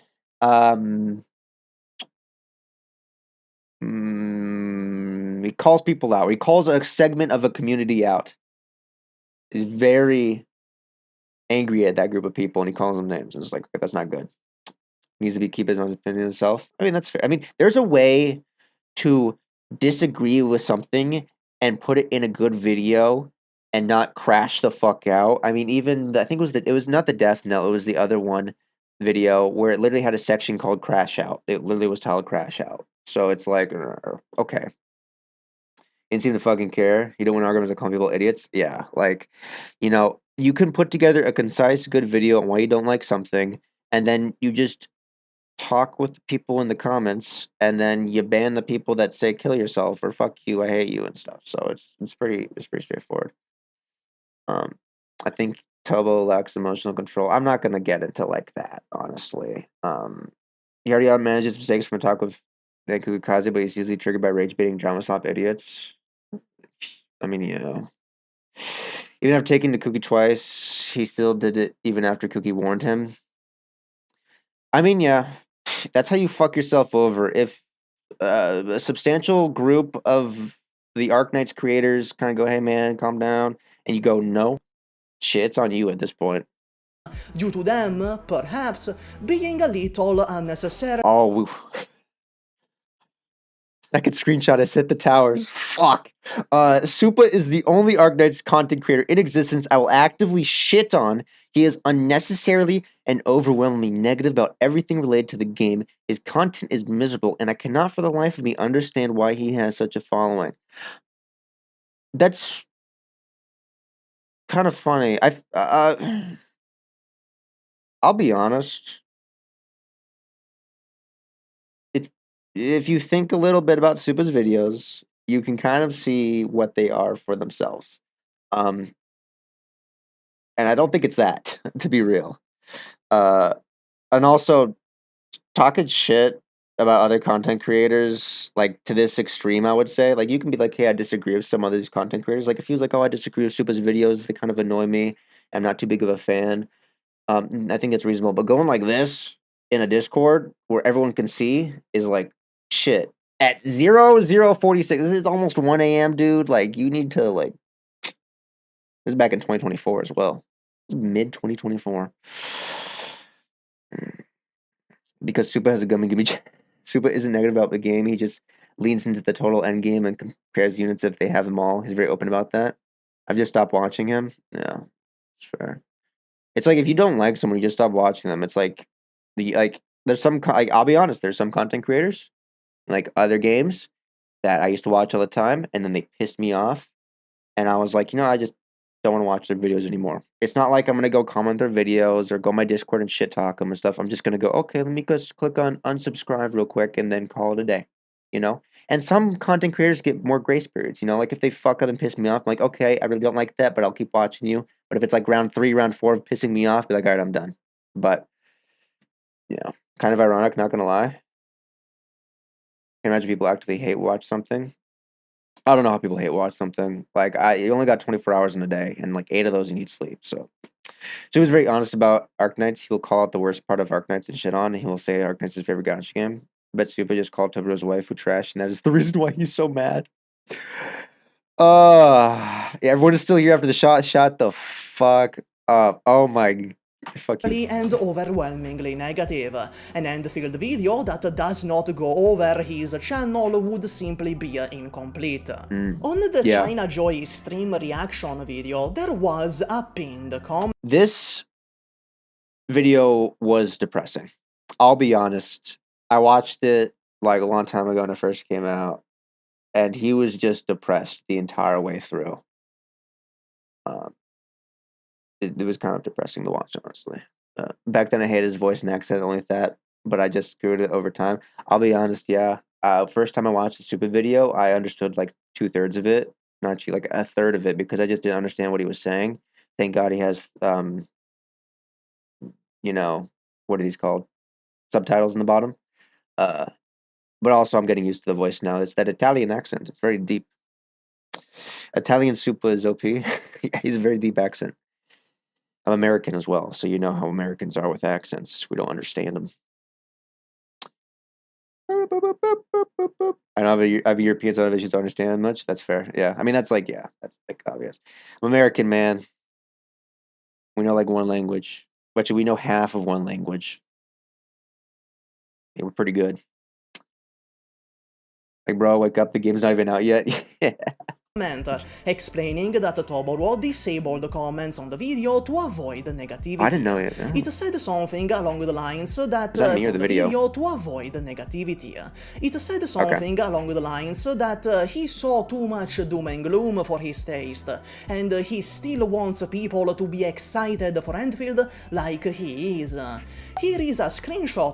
Damn it, another screenshot. Comments have been turned off. Dude, fucking god damn it, dude. You get so many, like, never turn Supa into your enemy. Or not even an enemy. At this point, like, I don't think, like, Supa, like, Toboro is, like, Supa's enemy. I think this was, like he said, it's, to talk about the drama of Enfield, it is necessary to bring up Toboro because of the impact he's had on the space. Anyways, been reflecting over the past few days. I stand by everything I've said in all my Enfield videos. That hasn't changed, but the videos do not exist in isolation from each other. It's become clear to me from recent comments that my presentation has caused a lot more doom and gloom than I previously thought. It'd be very understandable for someone who doesn't know much about Enfield to get a very bad impression of the game if my videos are their only context.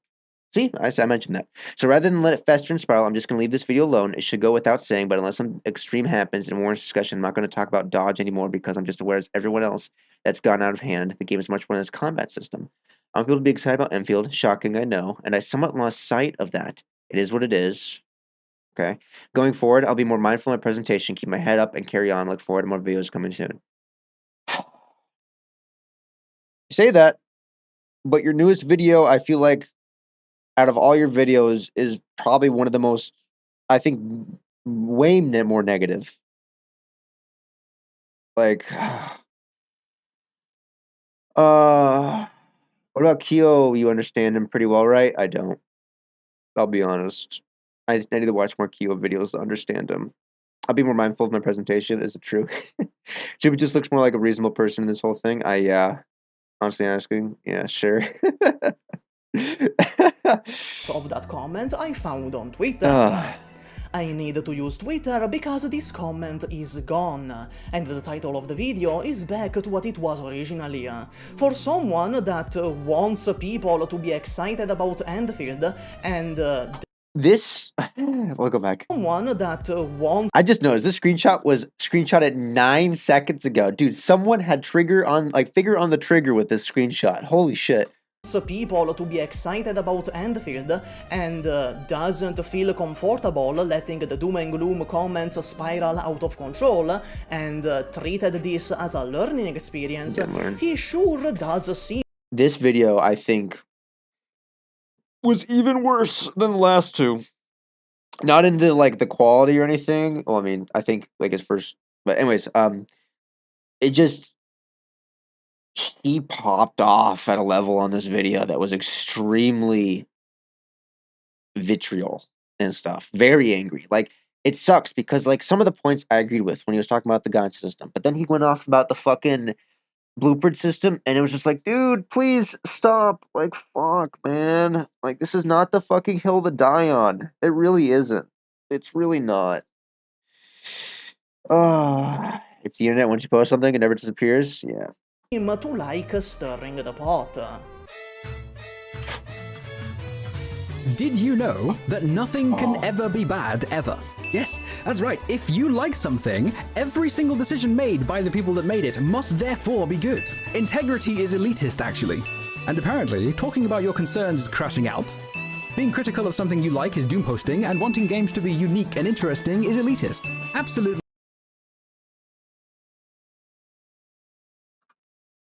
Critical of something you like is doom posting, and wanting games to be unique about your concerns is crashing out. Be good. Integrity is elitist, actually. And apparently, talking about your concerns is crashing out. It is when you literally add a section to your video called the crash out section. Just saying.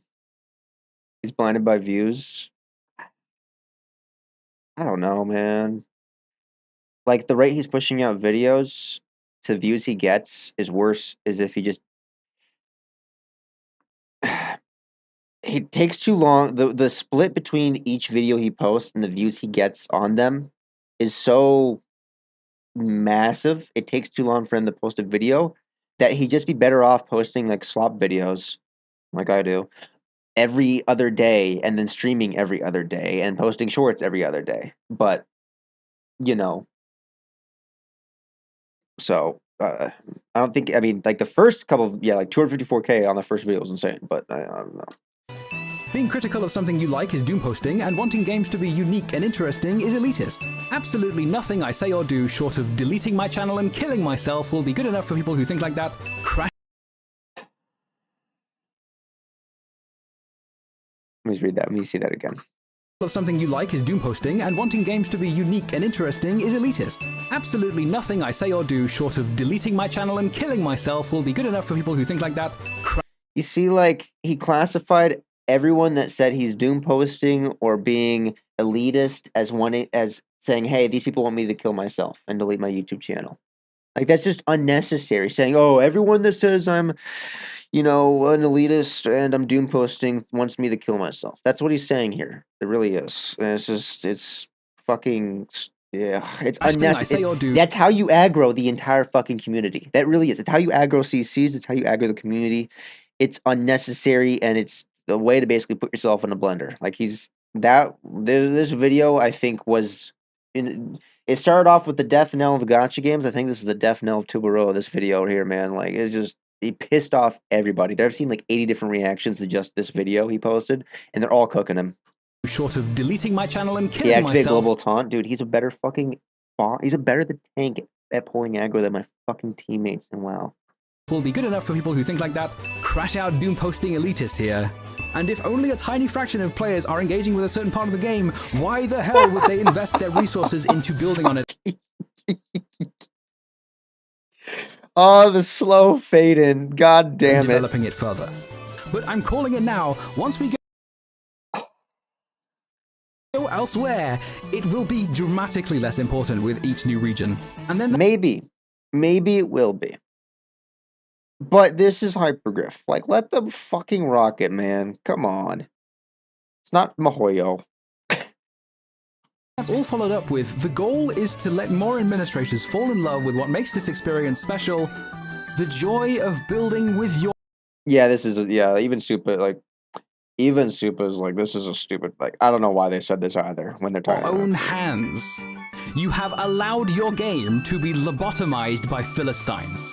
People who do not even slightly give a shit. Dude, that is it. Every time I hear this sentence, I fucking, dude, it's such a fucking line, man. Your game to joy of building with your own hands.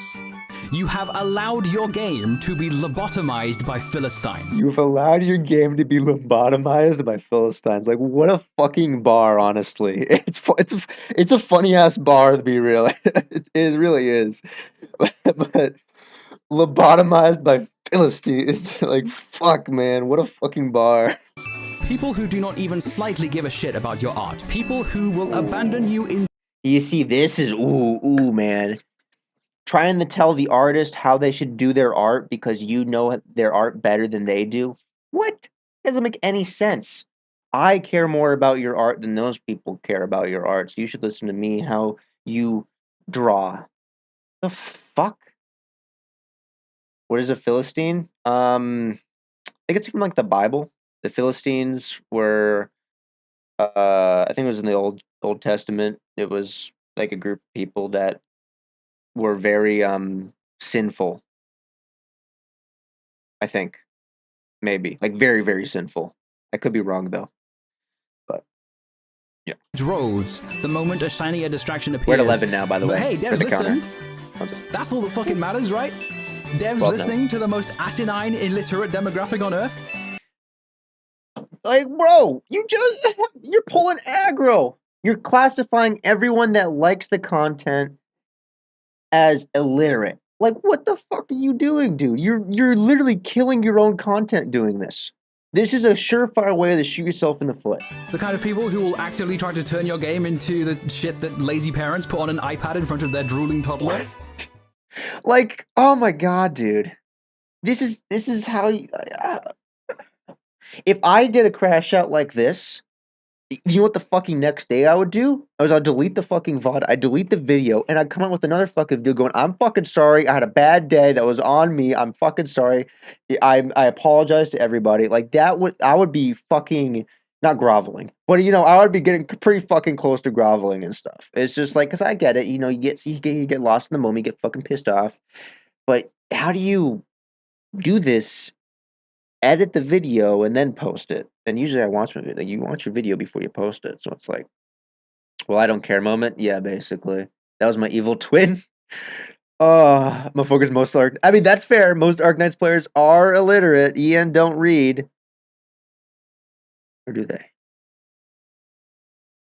This is my theory. He admitted to seeing both St. Tone Test and Two Who React, and that were both his references to asinine illiterate demographic. I mean, it's Two Who. Like, why do I have to learn an Enfield super brain gambling doctor is me? The aggro is unnecessary. Like, this is a surefire way when if you're the minority, like he's obviously where he's a minority viewpoint in this issue. If you're the minority viewpoint in this issue, a surefire way not to draw people to your side is to call them idiots, shame them, and fucking say they're illiterate and all this other shit. You know what that does to people that might have been like in the middle there? They're like, oh, I don't want to be with that guy. I'm gonna go on the other side. That's a surefire way to push them the opposite direction. And I'll be real, like, he's like I think, like, so from what I've seen, he's like the only CC that's like super fucking pissed off about this shit. He basically pulled aggro on every fucking CC to not like him or want to interact with him. That's how you not interact with fucking people as well. You get fucking shunned from the community, in essence. And yeah, you could still be posting videos about Arknights, but like, you have no fucking community, in essence. So maybe that's his intention. Dude, if his intention is to get shunned by the community, I would be impressed. I want to know what his end goal is. If that's his fucking end game here. But it's about these games are literally about the community and the one to get shunned, and like, no CC is gonna want to interact with you because it's a fucking it's a hot potato. I don't want to touch that and shit. Like, oh wait. However, do not get me wrong again, I am not attributing this to malice. I understand how this argument can come off. I do not want you to think I am calling Toborwo a grifter farming enragement for clicks. That is demonstrably not the case. I believe what happened is that Toborwo thought that by front-loading the video with positive... Oh. Yeah, see, like who says it, the section regarding the gacha system is also very nuanced and aren't good. I was like on board when he was talking about the gacha system. I was actually mad he was more hard on I was like, why are you harder and more angry about the blueprint system than you are about the gacha system? I feel like those should be flipped almost, but I don't know. I was like on board. I was like, all right, man. I'm with you. We can do this. I agree. And then he got to this fucking section. I was like, fuck, dude, man. What the fuck are you doing? Oh. He's purely a drama tuber here. I think he genuinely believes what he's saying, though. How he talks and what he says with such conviction and emotion, I don't think he's, like, doing this for clicks or views. I honestly think he fully believes in what he's talking about. And yeah, because this, like, if he's doing this for clicks and views, it's going to be very fucking short lived, honestly. Information and explaining all he liked about the stream first, that would lessen the blow and stop the dooming from spiraling.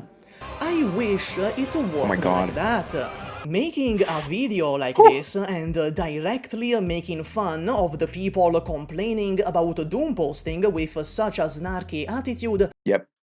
does nothing but achieve the very thing he's said he wishes to avoid. Exactly. That being the doom spiraling out of control. All that quick-fire reactionary videos like these truly achieve is dividing the community even more. Yep. While giving the people who are bitter, dissatisfied and toxic encouragement to continue being that way. It's a rallying flag.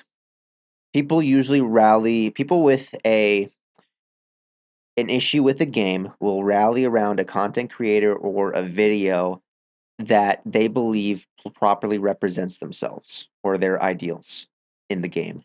And every time videos like these get posted, regardless of whether they're super angry or just like, very critical and stuff, people will rally around them. So that's why if you're going to argue against a system that you dislike, you have to make it a well-paced, non-like crash out video that's really well done. So, okay, people will rally around you, but you made a really good video that people understand. So now people disagree with the other side. They'll look at your video, go, okay, well, I disagree with his points, but he made really good points and he explained it really well. When you have crash out sections and start calling people idiots and stuff, the opposite side is going to look at the people that rallied around your videos and go, man, these guys are a bunch of fucking idiots. Why are they rallying around this guy? Human just want conflict? Hey, man, shit. It's not elitism if you want actually a new game. You are the elitist if you think your team matters more than people who want the game to actually be what it was originally advertised as. People who financially support this game to... Oh, wait, we already read this. Yeah. Rallying around like Tallulah. And thusly inviting more toxicity from the opposite side as well. No one Yep. is innocent. It also makes Toboro himself look like a grifter. Yeah, I can't take you seriously anymore. A lot of this topic got burnt the fuck up already. Just move on with life, bro. Yeah.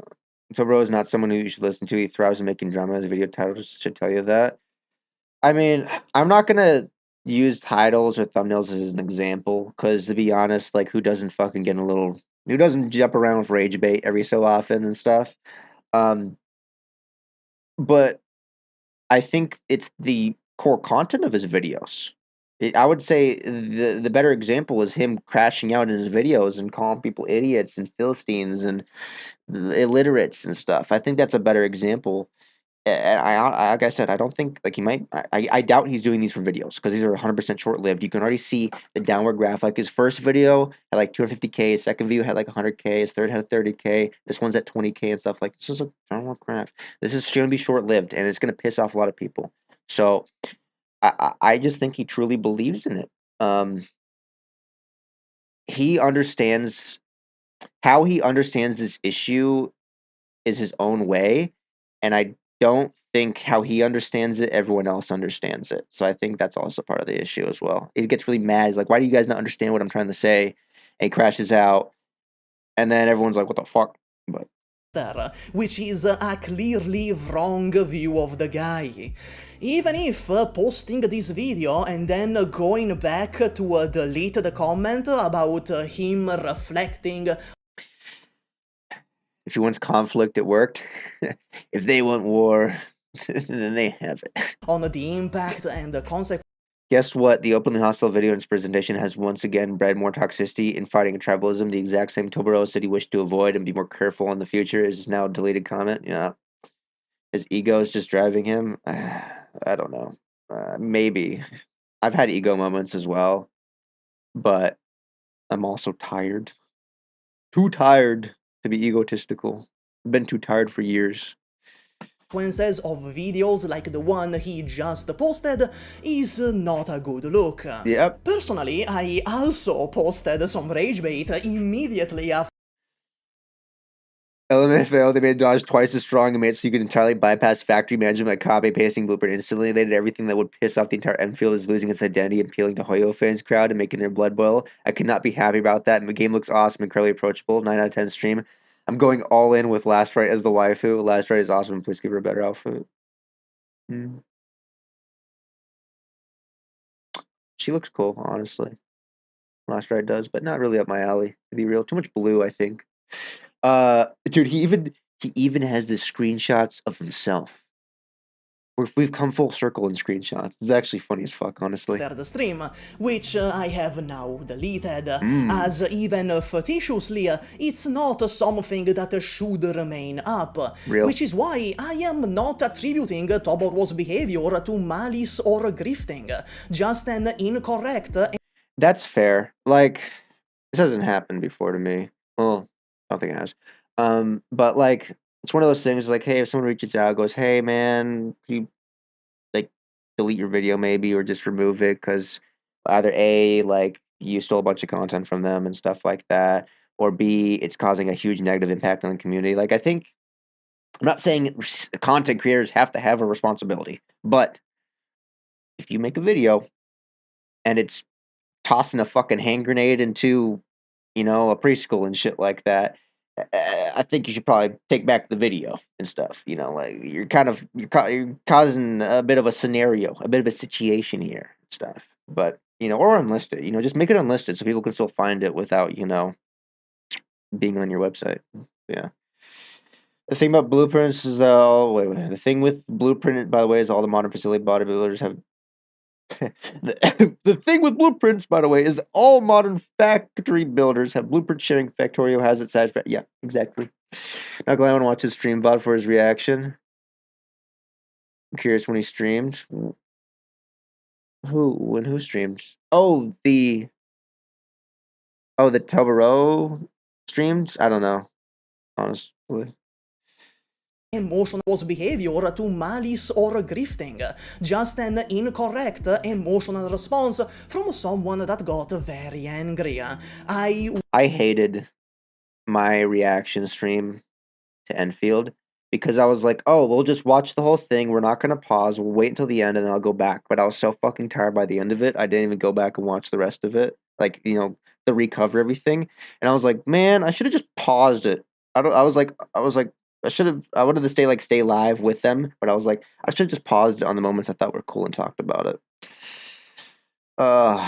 Was not immune to a reactionary emotional reaction either. And God knows I am very familiar. The most unfortunate operator. I mean, like timing-wise, probably. Enos review, but really, really fast. I heard there was some Enos stuff. Oh. Tobro streams T-TH-S inconsistently. Is currently have a job editing job for Box 2. Oh, he does editing for Box 2? Okay.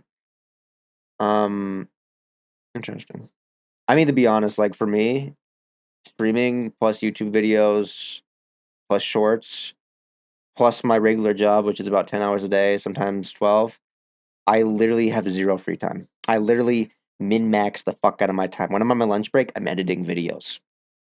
When I'm home, I'm literally preparing for the videos. And then I start to go live. It's like, you know, you don't really have much time. So if you're like also like editing for other people, and I bet he has a real job as well, it's probably like, fuck.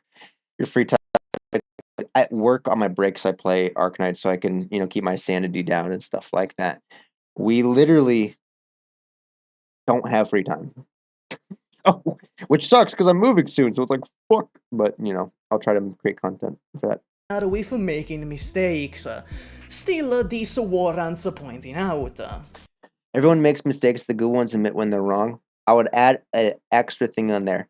Everyone makes mistakes, the good ones admit when they're wrong, and they do not repeat those mistakes as well.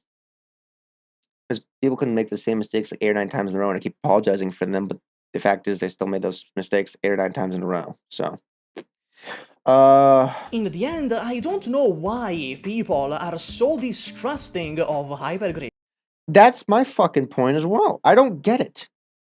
Like, it doesn't make sense to me. Maybe it's because a lot of like the worries and drama is technically coming from people that haven't played Arknights games, but the fact is that everyone's touting and using Toboro's videos as an example, and he's got years and years of experience with Hypergriff and Arknights, so it just doesn't make sense. The logic behind it doesn't make any sense. I'll be real. I just don't get it. It's like if you trust Hypergriff, you love them. They cook pretty much insanely well.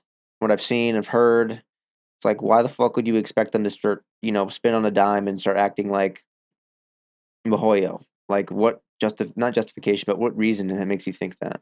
So, and it could happen, but like, it's like, there's pretty. If I had to gamble on it, the odds are pretty good that they don't do that. I would I put a couple grand down that they don't do that. Um, yeah. Even Supa points out Tobo makes good points, but he really has a bad emotional control. He's very sensitive. I don't know. Yeah, I mean, yeah. I think I would say he gets very invested in what he believes in, which is understandable. Honestly, it really is understandable. But that causes him to pop the fuck off. Yeah. The whole drama doesn't make sense. Yeah. I think it's really good that Supa. Actually, I'll wait. I'll say it. I think it's really good Supa made this video because it's bringing us. He's basically, in essence, he's setting that center line in this video. He's kind of. I wouldn't say he's setting the standard, but he's setting a really well versed video standard of like, hey guys, let's fucking just wait and see. Honestly. As if this company has not proven themselves for the past 6.5 years. Yes, companies. Hypergriff is not your friend. It's a company that expects Endfield to make a lot of money, but it's also run by normal human beings who have a genuine passion for what they do. It's not a zero-sum game between being money-hungry ghouls and having a serious zero vision of the game. Yeah, it's not like when a company, gets so many employees they become like a fucking, the worst company ever and stuff like that. EA. But like, there's like a fucking middle ground there and shit. Are not your This Twitter post puts it very beautifully. Pause to read it if you need to. friend, but I am just looking at the facts here. The base in Arknights was not abandoned. SSS, reclamation algorithm, every other failed mode A lot. was not abandoned. The story keeps getting better and better despite the skip button and despite the fact few people 32 actually times, read it. man. Despite how much the game changed over the years, its core identity remained. The game has rampant objective power creep, and yet Hypergriff has shown they know how to handle it, and still make the game enjoyable, arguably even thanks Seriously, hear me out. Go watch the video. Arknights is still the best gacha game 7 years later. In-depth analysis. Ooh, maybe. to the power creep. If there is one company I could consider trusting when it comes to cooking with Endfield, it is Hypergriff. Even in the new gacha system and battle pass, which I feel everyone can unanimously agree are not great. Yeah, it's like how I feel about the gacha system is like it's not great. It's not like terrible either. Like from what they've explained it to us so far, it's like okay, like cool guys, all right, I don't feel either way. It's not like absolute dog shit and like has to be criminal from what they've explained to us, but it's also not like the greatest thing ever from what they've explained to us. So it's like I kind of like okay, cool, yeah, yeah. I was kind of expecting, something more drastic from Hypergriff for a gacha system, but whatever.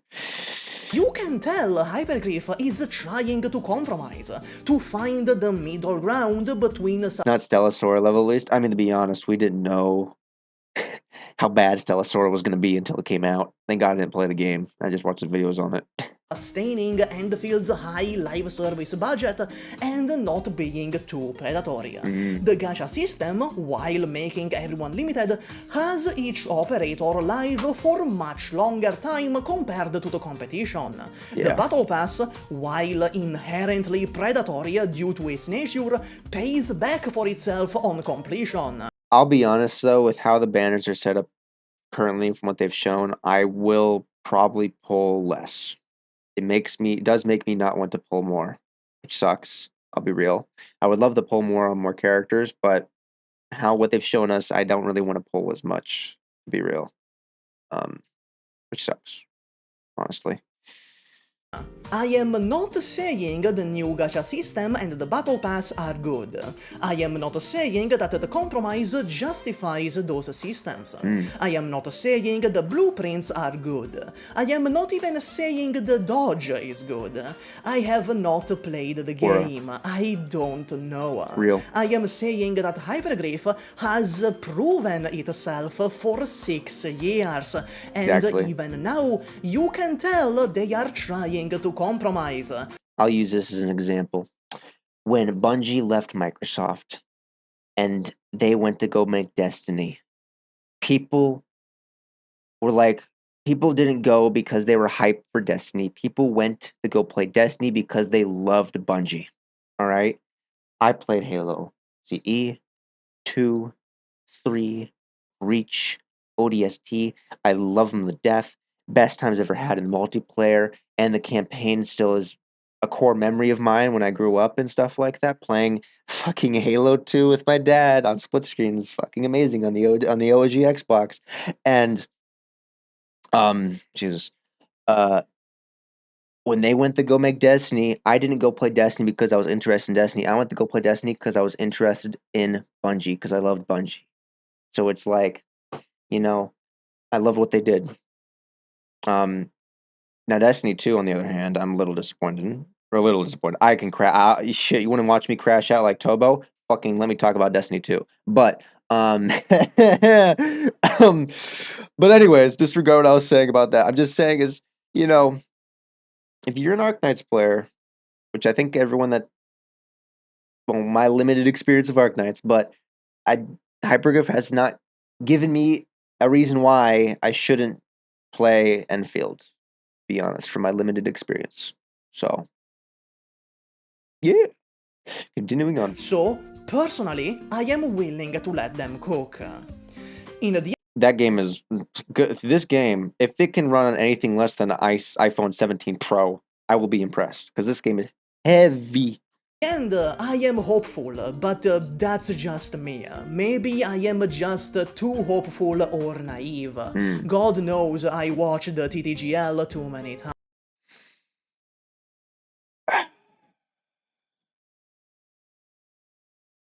Yeah. I don't like Rise. Wilds disappointed me heavily. I love World, though. And Iceborne. Maybe I'll be eating my words a year from now. That's all. Max out your last ride. Goddamn! Bye.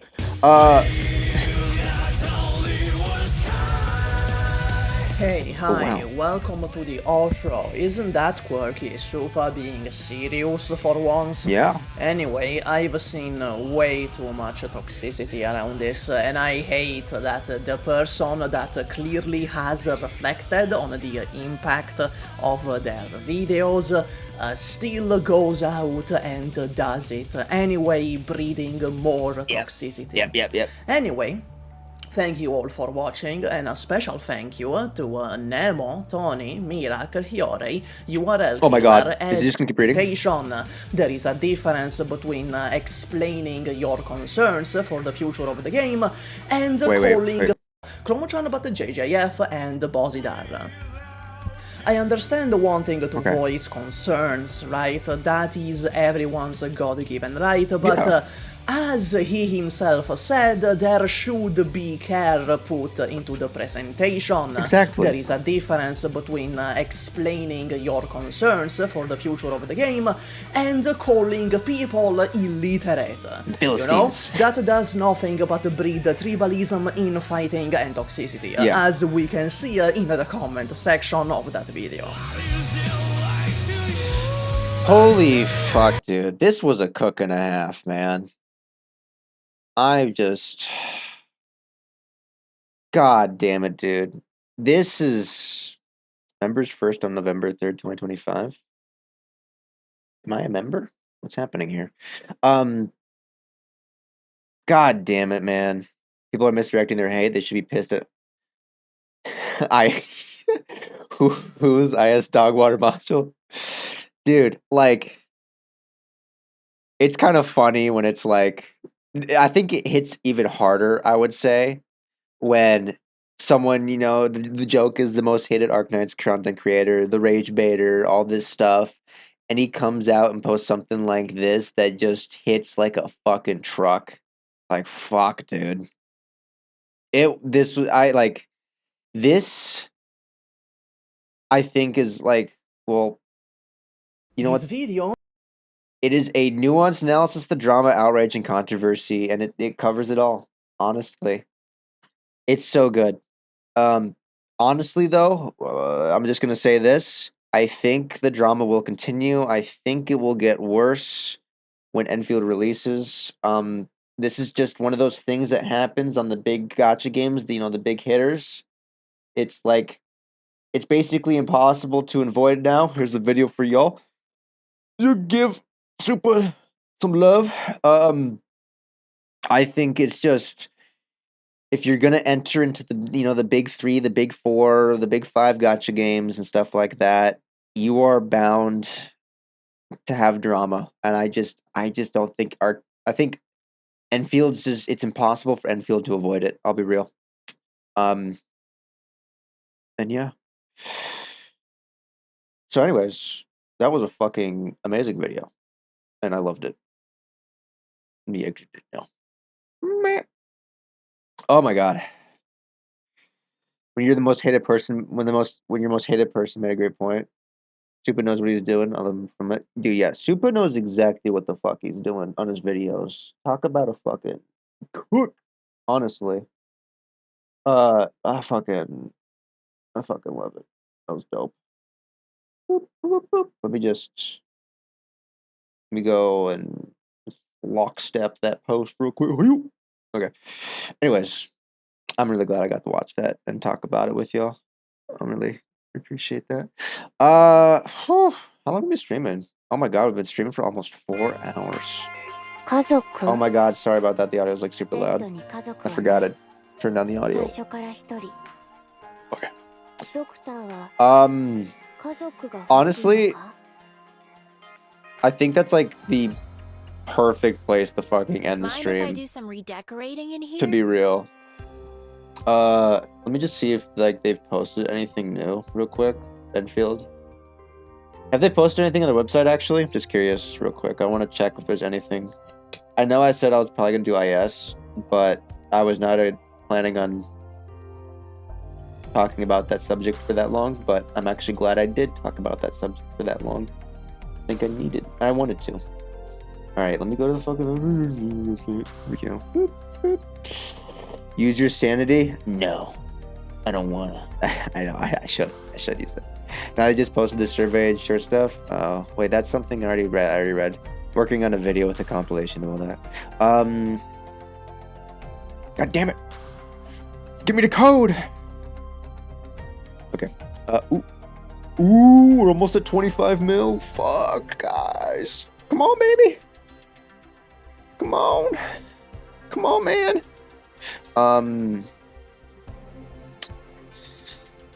Is there anything? Wait, let's go to the bottom. That's where there's usually something. Recruitment now. Devcom. Okay, nothing new. Other than like the shorts and stuff. Ooh. Is there an air vent? Cool. What am I doing today? And that's all, folks. ドクター、疲れた。that was I think it was a pretty good stream. I know we didn't get the IS, but you know, it is what it is. Hopefully, I'll be honest, I'm hoping obviously all the drama just fucks off, to be real, but this is something that comes with the territory of entering the Big 5 gacha. This is probably, you know, one of the Supa videos of Supa's, like, this is one of Supa's, like, videos of all time, honestly, I would say. It's so well done, and it's very, it can be used to talk about subjects with not just the dodge and the blueprint system. It can be used just to fucking talk about other drama in the gacha-verse. Like, fuck, man. I bet there's probably, like, a lot more work to do, but, like, fuck, dude, you should definitely be pushing some of these, man. I mean, like, fuck, that was a great video. Oh, great video to end on. Super cooking so hard. Yep. I loved it. Anyways, I think that's all, folks. Next stream, I think, will be on my laptop. I hope it works. I really hope it works. I'm packing up my PC because my house is being packed up tomorrow, pretty much. Almost everything's being shipped off. Yeah. And then I'll basically just have a desk, my chair, and a couple sound devices for streaming and my laptop. And hopefully, my laptop's almost set up, but I think it should be set up. And hopefully it works for the stream. I hope so, because then if it doesn't, we're kind of fucked, honestly. So, but yeah, if it doesn't, then I'll just let you all update it on the YouTube and the Discord. But that's all, folks. Appreciate y'all for sticking around. It's been a blast. It has been a lot of fun talking to y'all. And ciao. Have a good one.